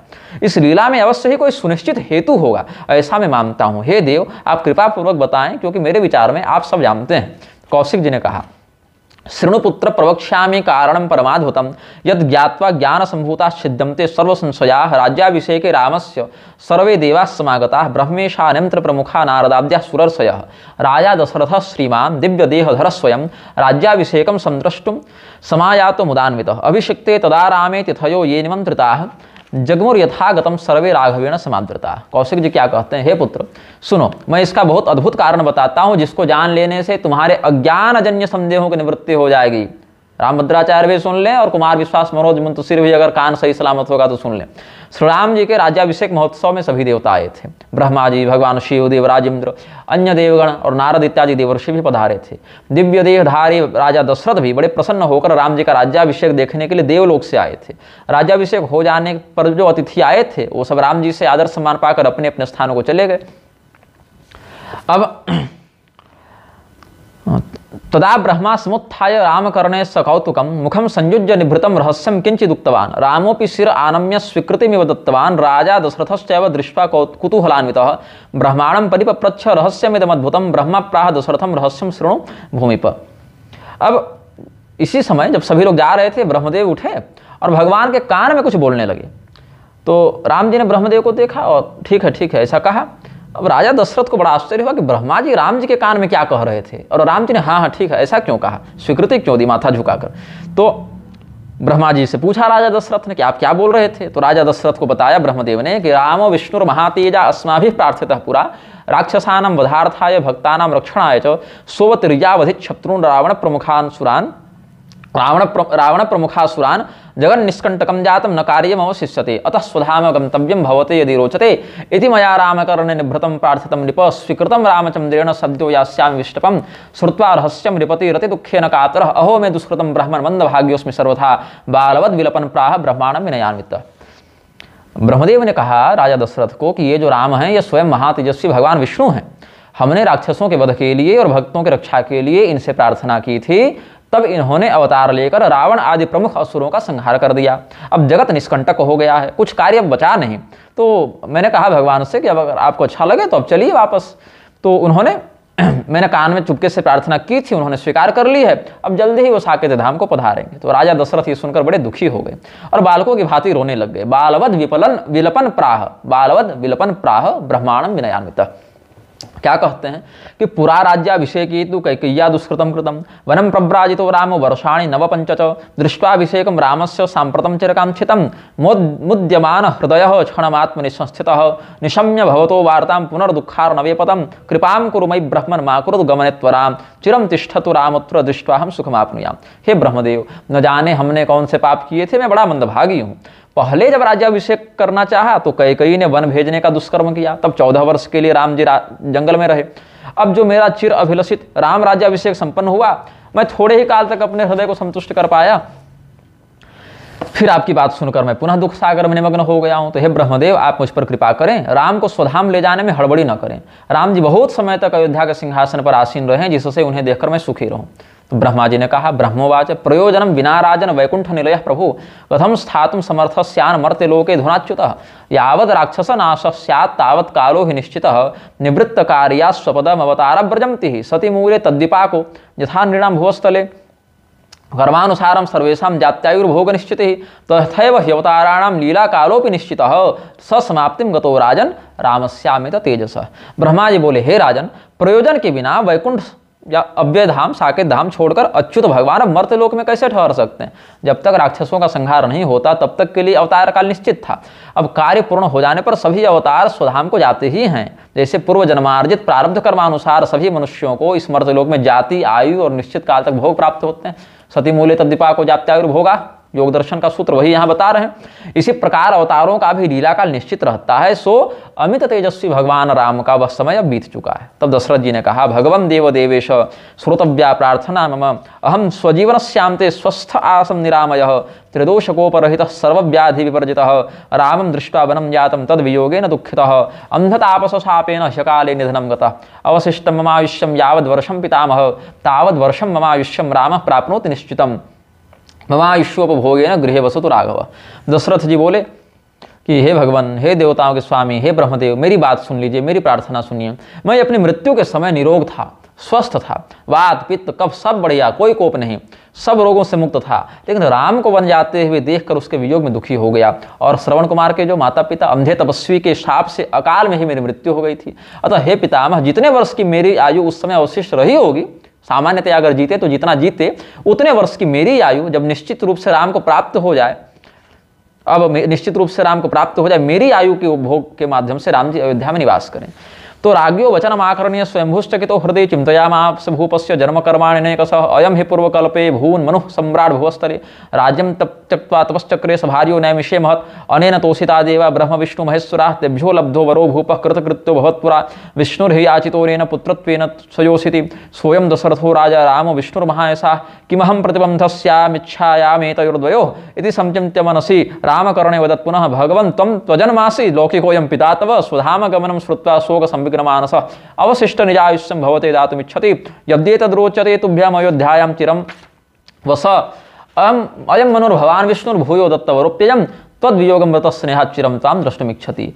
राजा दशरथ के वचन को सुनकर स्वयंभू भगवान ब्रह्मा हृदय में बड़े चकित हुए और राजा दशरथ के अनेक पूर्व जन्मों के कर्मों का चिंतन करने लगे। उन्होंने सोचा, ये दशरथ पूर्व कल्प में भूमंडल के मनु सम्राट थे, स्वयंभू मनु थे। इन्होंने अपने राज्य का परित्याग करके अपनी रानी शतरूपा के साथ नैमिषारण्य में बड़ा भारी तप किया था। इन्होंने ब्रह्मा, विष्णु और महेश तीनों देवताओं को अपने तप से संतुष्ट किया। उनसे वर लेकर यह राजा उस समय कृतकृत्य हुआ था। अब बात ऐसी है, गोस्वामी जी ने जो मनु शतरूपा की तपस्या का वर्णन बालकांड में किया है, वहां पर एक बात उठती है कि जब तीनों देवता वरदान देने आए तो ये वरदान नहीं लिए, जब राम रूप में भगवान आए तब वरदान स्वीकार किया। तो अर्थ ये नहीं समझना चाहिए कि विष्णु भगवान अलग हैं, राम जी अलग हैं, अपितु तो उस रूप में उनकी वह एकाग्रता, तन्मयता नहीं थी। उनको जिस रूप में भगवान को देखना था उस रूप में जब भगवान आए तब उन्होंने वरदान लिया है, ये बात है। ऐसे उपमन्यु के सामने तो शिव जी स्वयं इंद्र का रूप धारण करके गए ही हैं, लेकिन वहां पर कहाँ स्वीकार किया? जब शिव रूप में गए तब ना स्वीकार किया है, बल्कि इंद्र रूप में आए शिव जी के ही विरुद्ध खड़े हो गए थे उपमन्यु जी। लेकिन अत्रि मुनि जब तपस्या किए हैं जगदीश्वर भगवान की, तो तीनों आए हैं और तीनों ने वरदान दिया है। बोले कि हमने एक को बुलाया, तीन कैसे आ गए? बोले हम आए एक ही हैं, बस अलग अलग काम करते हैं तो अलग अलग स्वरूप को हम धारण कर लेते हैं। खैर, तो विष्णु भगवान से अपनी रानी में पुत्र रूप में अवतरित होने की याचना की थी। वही मनु, ये राजा दशरथ हैं, और महायशस्वी भगवान राम विष्णु हैं। अब इन दोनों की इच्छा में हम बाधक क्यों बने? ऐसा अपने मन में सोचकर ब्रह्मदेव ने श्री रामचंद्र जी के कानों में फिर से कहा, हे भगवान, आप तो अजन्मा हैं, ना आपको जन्मना है ना आपको मरना है, लेकिन महाराज दशरथ आपके लौकिक पिता हैं और ये आपका स्वधाम गमन सुनकर बड़े शोकाक्रांत हो गए हैं। अब ये अपनी बची हुई आयु आपको प्रदान करना चाहते हैं। यदि आपको यह अनुकूल लगता हो तो जितनी समय आपकी इच्छा हो अयोध्या में निवास करें। ये राजा दशरथ मनु हैं, आप विष्णु हैं, आपने इनको पहले वर दिया ही था। आपके वियोग में स्नेहातिरेक के कारण बिना समय के ही जा चुके थे, इनका शरीर छूट गया, तो बाकी देख लीजिए। तो भगवान कहते हैं, श्री भगवान वाच, अहम भक्त पराधीनो ह्यस्वतंत्र इवाब्जज यस्याज्ञया वनम जातस्तक्त्वा राज्यम गृहम सुखम तस्येयं लालसा ब्रह्मन् पूरणीयेव सर्वथा गच्छन्तु सर्वत्र दशा स्वं स्वं धाम मुदान्विताः अहमयोध्यागते काले समायास्यामि सप्रजः गतेषु तेषु देवेषु विदेहतनया सति रामं पप्रच्छ रहसि ब्रह्मणा यन्निवेदितं सर्वं तच्छ्रावयामास यथावत् रघुनन्दनः तच्छ्रुत्वा जानकी देवी सुविचिन्त्य मुहुर्मुहुः उवाच निज भर्तारं रामं धर्मविदाम्बरं कियान् कालोऽवतारस्य ह्यवशिष्टो रघुत्तमः कियान् वा पितुरायुष्यमासाब्दीः स्थितिर्भवेत् श्रीराम उवाच एकाब्दमात्रकालोत्तरावतारस्यावशिष्यते पितुस्तु ब्रह्मणा प्रोक्तं बह्वायुरवशिष्यते 10 वर्ष सहस्राणि 10 वर्ष शतानि च। क्या कहते हैं? भगवान श्री रामचंद्र जी ने ब्रह्मदेव को कहा कि हम तो भक्तों के वश में रहने वाले हैं भाई। भगवान एक ही जगह तो परतंत्र हो गए भक्तों के पास, बाकी भगवान तो परम स्वतंत्र है ना। जिन पिता की आज्ञा मानकर हम राज्य और राजप्रासादों के सुख का परित्याग करके जंगल में चले गए थे, यदि वही पिता यह चाहते हैं तो मुझे उस शिक्षा को पूर्ण करना चाहिए। सभी देवता अभी अपने अपने स्थानों में चले जाएं, प्रसन्नतापूर्वक रहें। हम भी समय आने पर अपनी समस्त प्रजा सहित स्वधाम में आ जाएंगे। तो समस्त देवता जब चले गए तब विदेह तनया सीता जी ने भगवान श्री रामचंद्र जी से पूछा कि वो ब्रह्मा जी से क्या बात हो रही थी आपकी। तब राम जी ने सब कुछ बता दिया। तो सीता जी ने कहा कि सब कुछ विचार किया सुनकर, और धर्मज्ञों में श्रेष्ठ अपने पति भगवान श्री रामचंद्र जी से कहा कि हे रघुनंदन, आपका अवतार काल अब कितना बचा है अपना वाला, और पिताजी की आयु का उपभोग करते हुए इस लोक में और कितने समय रहना होगा। तब राम जी ने कहा कि 11,000 वर्षों में 1 वर्ष अब बचा हुआ है। अब ब्रह्मा जी ने कहा कि पिता की आयु तो बहुत शेष है, अभी हमारे अवतार का 1 वर्ष बचा है। तो सीता जी ने कहा, त्वं में प्राण प्रियो भर्ता मर्यादा पुरुषोत्तमः वेदोक्त नर कर्तव्यम सर्वमाचरितं त्वया पितुरायुष्यमास्थाय जानन्नपि महाव्रत मया सह कथम देव पतिधर्मरतो भवेत् तवात्मभूत ईशान मम वेशधरां सतीं तत्याज दक्षतनयां मातृभावं विचिन्तयन् त्वं कथं धर्मसेतूनां कर्ता भर्ताभिरक्षिता प्रतिवमाचरे देव इति संचिन्तयाम्यहं। श्रीराम उवाच अयो निजास्य कल्याणि दिव्यरक्तसमुद्भवा पिता ते जनकः श्रीमान् लोके ह्यात्मविदाम्बरः यद्यदुक्तं त्वया देवी सर्वं तत्सदृशं वचः धर्मस्य सूक्ष्मं यद्रूपं तत्त्वं वेत्सि वरानने मम हार्दं हि सुभगे सर्वं व्यक्तिकृतं त्वया अहं संकोचवसग आसं चिन्तातुरभृशं या मया सह शुश्रोणि दुर्गमेषु वनेषु च 9-5 च वर्षाणि सेहे कष्टान्यनेकशः रावणेन हृदादीना राक्षसी वृन्दपीडिता तुच्छामा शिरण सर्वांगी ह्यस्थिमात्रावशेषिता सेहे दुःखान्यनेकानि मयापि बहुभर्त्सिता सर्वेषां पश्यतां याहि प्रविवेश हुतासनं तां त्वां संप्रति किं वक्ष्ये भूत्वा पाषाणमानस। सीता जी ने कहा कि आप हमारे प्राण प्यारे भर्ता हैं, मर्यादा पुरुषोत्तम हैं, अभी तक आपने वेद में मनुष्य के लिए जो कर्तव्य कहा सबका आचरण किया, अब पिता की आयु का उपभोग करते हुए आप सब जानते हुए मेरे साथ पति रूप में कैसे रहेंगे? आप ही के जो आत्मरूप हैं भगवान शिव शंकर जी, मेरा नकली स्वरूप उनकी पत्नी सती ने बनाया था, इसीलिए उन्होंने मातृभाव रखते हुए सती का परित्याग कर दिया। आप धर्म सेतु के कर्ता भर्ता हैं, रक्षक हैं, तो धर्म विरुद्ध कृत्य कैसे करेंगे? राम जी बोले कि तुम दिव्य रक्त समुद्भूत पृथ्वी पुत्री हो, समस्त लोक में आत्मवेत्ताओं में श्रेष्ठ राजा जनक तुम्हारे पिता हैं, तुमने जो कहा सो ठीक ही कहा है। धर्म में जो सूक्ष्म तत्व है, धर्म का जो रहस्य है, उसको तुम बहुत अच्छे से जानती हो और मेरे हृदय की बात भी तुमने प्रकट की है। हम ही बड़े संकोच में थे, सोचते थे कि जो देवी मेरे साथ दुर्गम वनों में 14 वर्ष तक अनेक कष्ट भोगती रही, रावण के द्वारा हरण किए जाने पर जो राक्षसियों से पीड़ित रही हो, भूख से पीड़ित होकर जिसका सब शरीर सूख कर अस्थिमात्र रह गया हो, ऐसे अनेक दुख सहने के बाद भी मैंने सबों के सामने जिसको कुवाक्य कहे हो, जिसको अग्नि परीक्षा देनी पड़ी हो मेरे कारण, अब मैं कैसे अपने हृदय में पत्थर रख के उसको क्या कहूँ? अब मैं इति चिंता परिक्लांतो अनवसोच मनघे हृदय इतः स्नेहस्ततो धर्म प्राप्तो हम धर्म संकटम हृदय यज्ञे त्वया सर्वं तन्मे हृदय यज्ञे त्वया सर्वं तन्मे दुःखम निराकृतम एक वर्षम तो दाम्पत्यम अक्षुण्णम न भवेदिह पश्चाच्च मानुषीं लीलां करिष्याव शुभेक्षणे योहम सात्वं तथा यात्वं सोहमस्मीति निश्चितम मयि त्वयि न भेदोस्ति शुभे जलतरंगवत इत्थम सीता च रामश्च चक्राते निश्चयम रह। अब श्री रामचंद्र जी बोलते हैं, इसी चिंता से हम बड़े विकल थे, हृदय में सोचते थे, इससे इधर से स्नेह और उधर से धर्म, अब क्या करूं, धर्म संकट में पड़े हैं। तो मेरे हृदय की बात को जानने वाली हे प्रिय, तुमने मेरा सब दुख दूर कर दिया। एक वर्ष पर्यंत तो तुम्हारा और हमारा अक्षुण्ण दाम्पत्य यहाँ रहेगा, उसके बाद मैं और तुम नर लीला करेंगे। जो तुम हो वही हम हैं और जो हम हैं सो तुम हो, ये निश्चित है। मुझ में और तुम में जल और उसकी तरंग की भांति कोई भेद नहीं है। तो व्यतीत अब्दे यदा सीता गुरुविणी प्रसवोन्मुखी प्रोवाच राम सुभगे दोहदम किम चिदिष्यते सा चक्षण मुनिपत्नीनां दर्शनम पूजनम तथा स्वस्वप्रबंधो भविता जगाद रघुनंदन तद्दिने दुर्मुखो दूत श्रुत्वा रजक भाषितम श्रीरामं श्रावयामास तत्सर्वं यच्छ्रुतं निशि रामो लक्ष्मणमाहुय समिदेश स्वनिश्चितं रथमारोप्य वैदेहीं प्रभाते विपनित्यज अज्ञात तत्त्वज्ञ दुःख संविघ्नमानसः विससर्ज वने सीतां गुरुवणीं प्रसवोन्मुखीं जानकी त्याग तत्त्वज्ञा नारी लीलां प्रकुर्वती रोदाश्रुमुखी दीनाशनाथा व्यवसा यथा प्रोवाच लक्ष्मणं भूयः शृणु मे वचन परमं वचः वाच्यो मद्वचनाद् राजा प्रणम्य सरसात्वया सुदुःखिताप्यहं नाथ न त्यजामि स्वजीवितं मम कुक्षो यतस्तावदास्ते वंशाङ्कुरस्तव प्रसवानन्तरं साहं सूर्ये संयोज्य चक्षुषी स्थिता पदेन चैकेन यतिष्ये तरितुं तपः कुलदेवो यथा सूर्य संतुष्य वरदो भवेद् भर्ता रामो मे धर्मवित्तमः इत्यहं प्रार्थयिष्यामि सुखी भव बान्धवः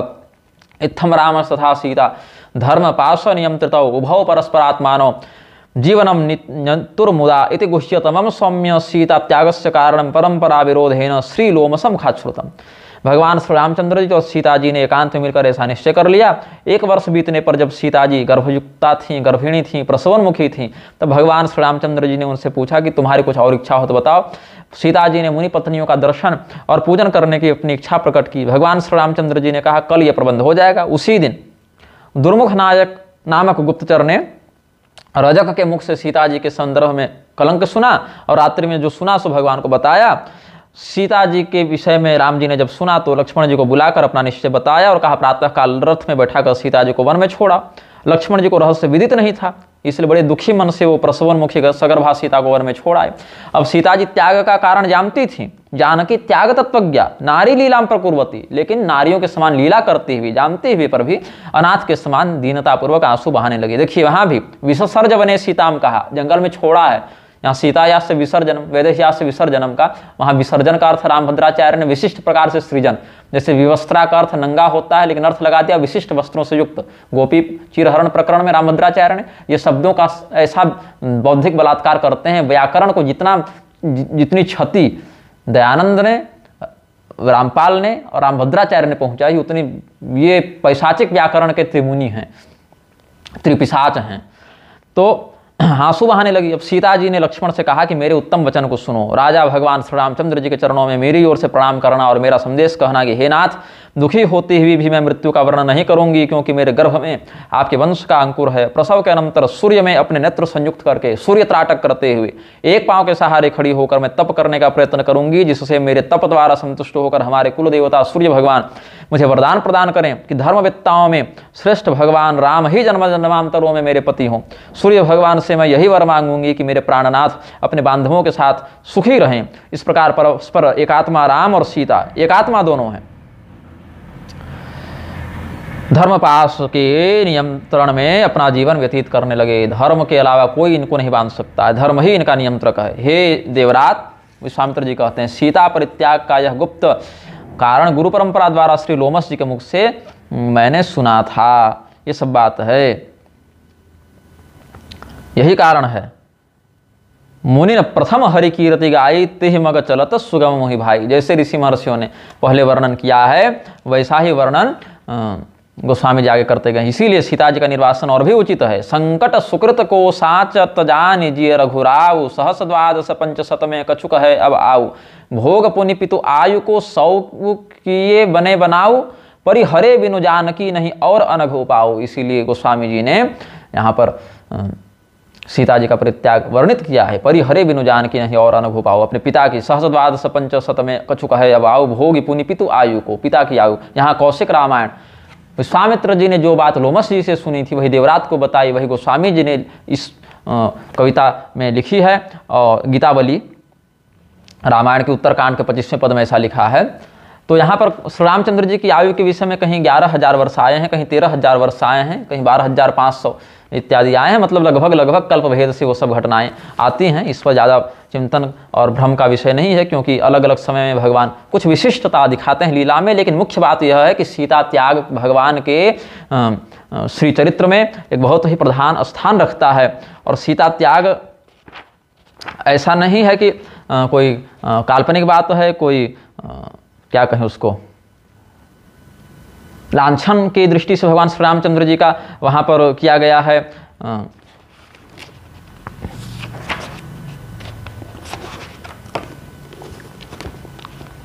एक और इसमें प्रकरण है जो मैं वर्णन कर ही देता हूँ, मैं बोल रहा हूँ तो। पद्म पुराण के पाताल खंड के अध्याय 59 के श्लोक 77-78 में कहते हैं, जिस दिन लवणासुर का वध शत्रुघ्न जी ने किया है, उसी दिन वो रात को वाल्मीकि जी के आश्रम में रुके हैं, और उसी दिन सीता जी ने पुत्र को जन्म दिया है। और उसी दिन कहा है शत्रुघ्न जी को वाल्मीकि जी ने कि तुम अयोध्या जाके बताना मत कि इधर क्या क्या हो गया है। तद्दिने लवणम हत्वा शत्रुघ्न स्वल्प सैनिकः आगमत् चाश्रमे चास्य वाल्मीकिर्निशि शोभने तदा वाल्मीकि नाशिष्ट शत्रुघ्नो रघुनायक मां संस जानकी पुत्रो कथयिष्यामि हम पुरा। बाद में हम स्वयं सबको आके बताएंगे, सार्वजनिक प्रकाशन भी नहीं करना है। सो यस्मिन्नहनि शत्रुघ्नो वाल्मीकिराश्रमं गतः उभौ प्रसूतौ तनयौ तस्मिन्नेवाहनि जानकी। विष्णु धर्मोत्तर पुराण के पहले खंड के अध्याय 246 के श्लोक 4 में, नारद पुराण के उत्तरार्ध के अध्याय 75 के श्लोक 53 में देखिए, पुत्रो च सुसुवे तत्र नामना ख्यातो कुशीलवो वाल्मीकि स्तुतयो कृत्वा यथा समुचिता क्रिया। सीता जी ने स्वयं महर्षि वाल्मीकि को अपने निर्वासन की सूचना दी है। पद्म पुराण के पाताल खंड के अध्याय 59 के श्लोक 59 से 62 तक देखिए, शृणु में वाक्य मर्थोक्तम सर्व दुखस्य कारणम जाने हिमाम भूमिपते रघुनाथस्य सेवकीम अपराधम विना त्यक्ता न जाने तत्र कारणम लक्ष्मणो माम विमुच्यात्र गतवान राघवाज्ञया इत्युक्त्वाश्रुकलापूर्णं बिभ्रते मुख पंकजम वाल्मीकि शान्त्वयन् प्राह जानकीं कमरेक्षणाम वाल्मीकिं माम विजानीहि पितुस्तव गुरुं मुनिं दुःखं मा कुरु वैदेही ह्यागच्छ मम चाश्रमं। नारायणीयम के 358वें पद में लिखते हैं, तावत वाल्मीकि गेहे कृत वसति रूपा सूत सीता सुतौते। श्रीमद् देवी भागवत महापुराण में देखिए, स्कंद 4 के श्लोक 18 के श्लोक 56 से 57 तक, पूरैवं वर्तमानेन प्राप्त राज्येन वै तदा, भगवान स्वयं बता रहे हैं, लोकापवाद भीतेन त्यक्ता सीता वने मया कामता विरहजम दुखम पुनः प्राप्तम दुरासदम पातालम सागता पश्चात धराम भित्वा धरात्मजा। ये आनंद रामायण का प्रमाण देखिए,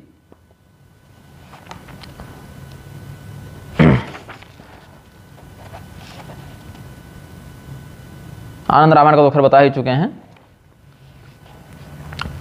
सीता जी का परित्याग कर दिया है। परमधाम गमन के समय सीता जी और लक्ष्मण जी नहीं दिखे थे ना, तो वानरों ने पूछा था कि लक्ष्मण जी को कहाँ आप छोड़ दिए, सीता जी को कहाँ छोड़ दिए। तब भगवान स्वयं बताते हैं, अथ सीता परित्यक्ता तथा भ्राता च लक्ष्मण यदर्थम तत्र संप्राप्त स्वयमेव द्विजोत्तमा, इस प्रकार से। और इसमें जयद्रथ श्यामल तंत्र में भी वर्णन है कि सीता जी ने कुश और लव को वन में ही वाल्मीकि जी के आश्रम में जन्म दिया। उमा संहिता, जो आगमक उमा संहिता है, उसमें भी वर्णन है। अब कितना बताऊं, वीडियो बहुत लंबा हो जाएगा, बहुत से ग्रंथों में वर्णन है। और यहाँ देखिए आप पद्म पुराण के उत्तरखंड के अध्याय 244 के 1 से लेकर 32 श्लोक तो उत्तरकांडीय प्रसंगों का ही पूरा वर्णन है। सीता निर्वासन, लवणासुर वध, शंबुक वध, स्वर्णमयी सीता से यज्ञ, भूमि प्रवेश तक का प्रसंग सार है ना, सब है। लोकापवाद, भीत्याच, राम शत्रु निवारक, दर्शयन मानुषम धर्म, मंत्रवत्नि नृपात्मजाम, फिर वाल्मीकि राष्ट्रमय पुण्य गंगा तीरे महावने विससर्ज महातेजा गर्भिणी मुनि संसदी सा भर्तृ परतंत्रा ही उवास मुनिवेशमणि अर्चिता मुनिपत्नी वाल्मीकि मुनि रक्षिता तत्रैवासूत यमलो नामना कुशल भव सुतौ तौ च तत्रैव मुनिना संस्कृतौ च ववर्धतुः। उधर आगे याज वाजमेधम च राघवः परवीरः कांचनीं जानकीं कृत्वा तया सार्धं महाबलः।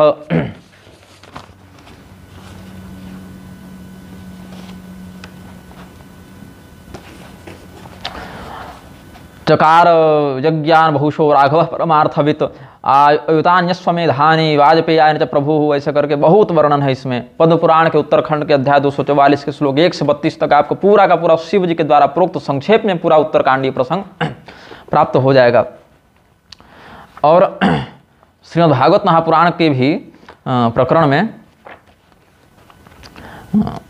वर्णन है कि भगवान श्री रामचंद्र जी ने अपने गुप्तचरों के माध्यम से या स्वयं भी परोक्षतः वह लोकापवाद सुना तो सीता जी को छोड़ दिया था। ऐसा श्रीमद्भागवत महापुराण के भी 9वें स्कंध में वर्णित है।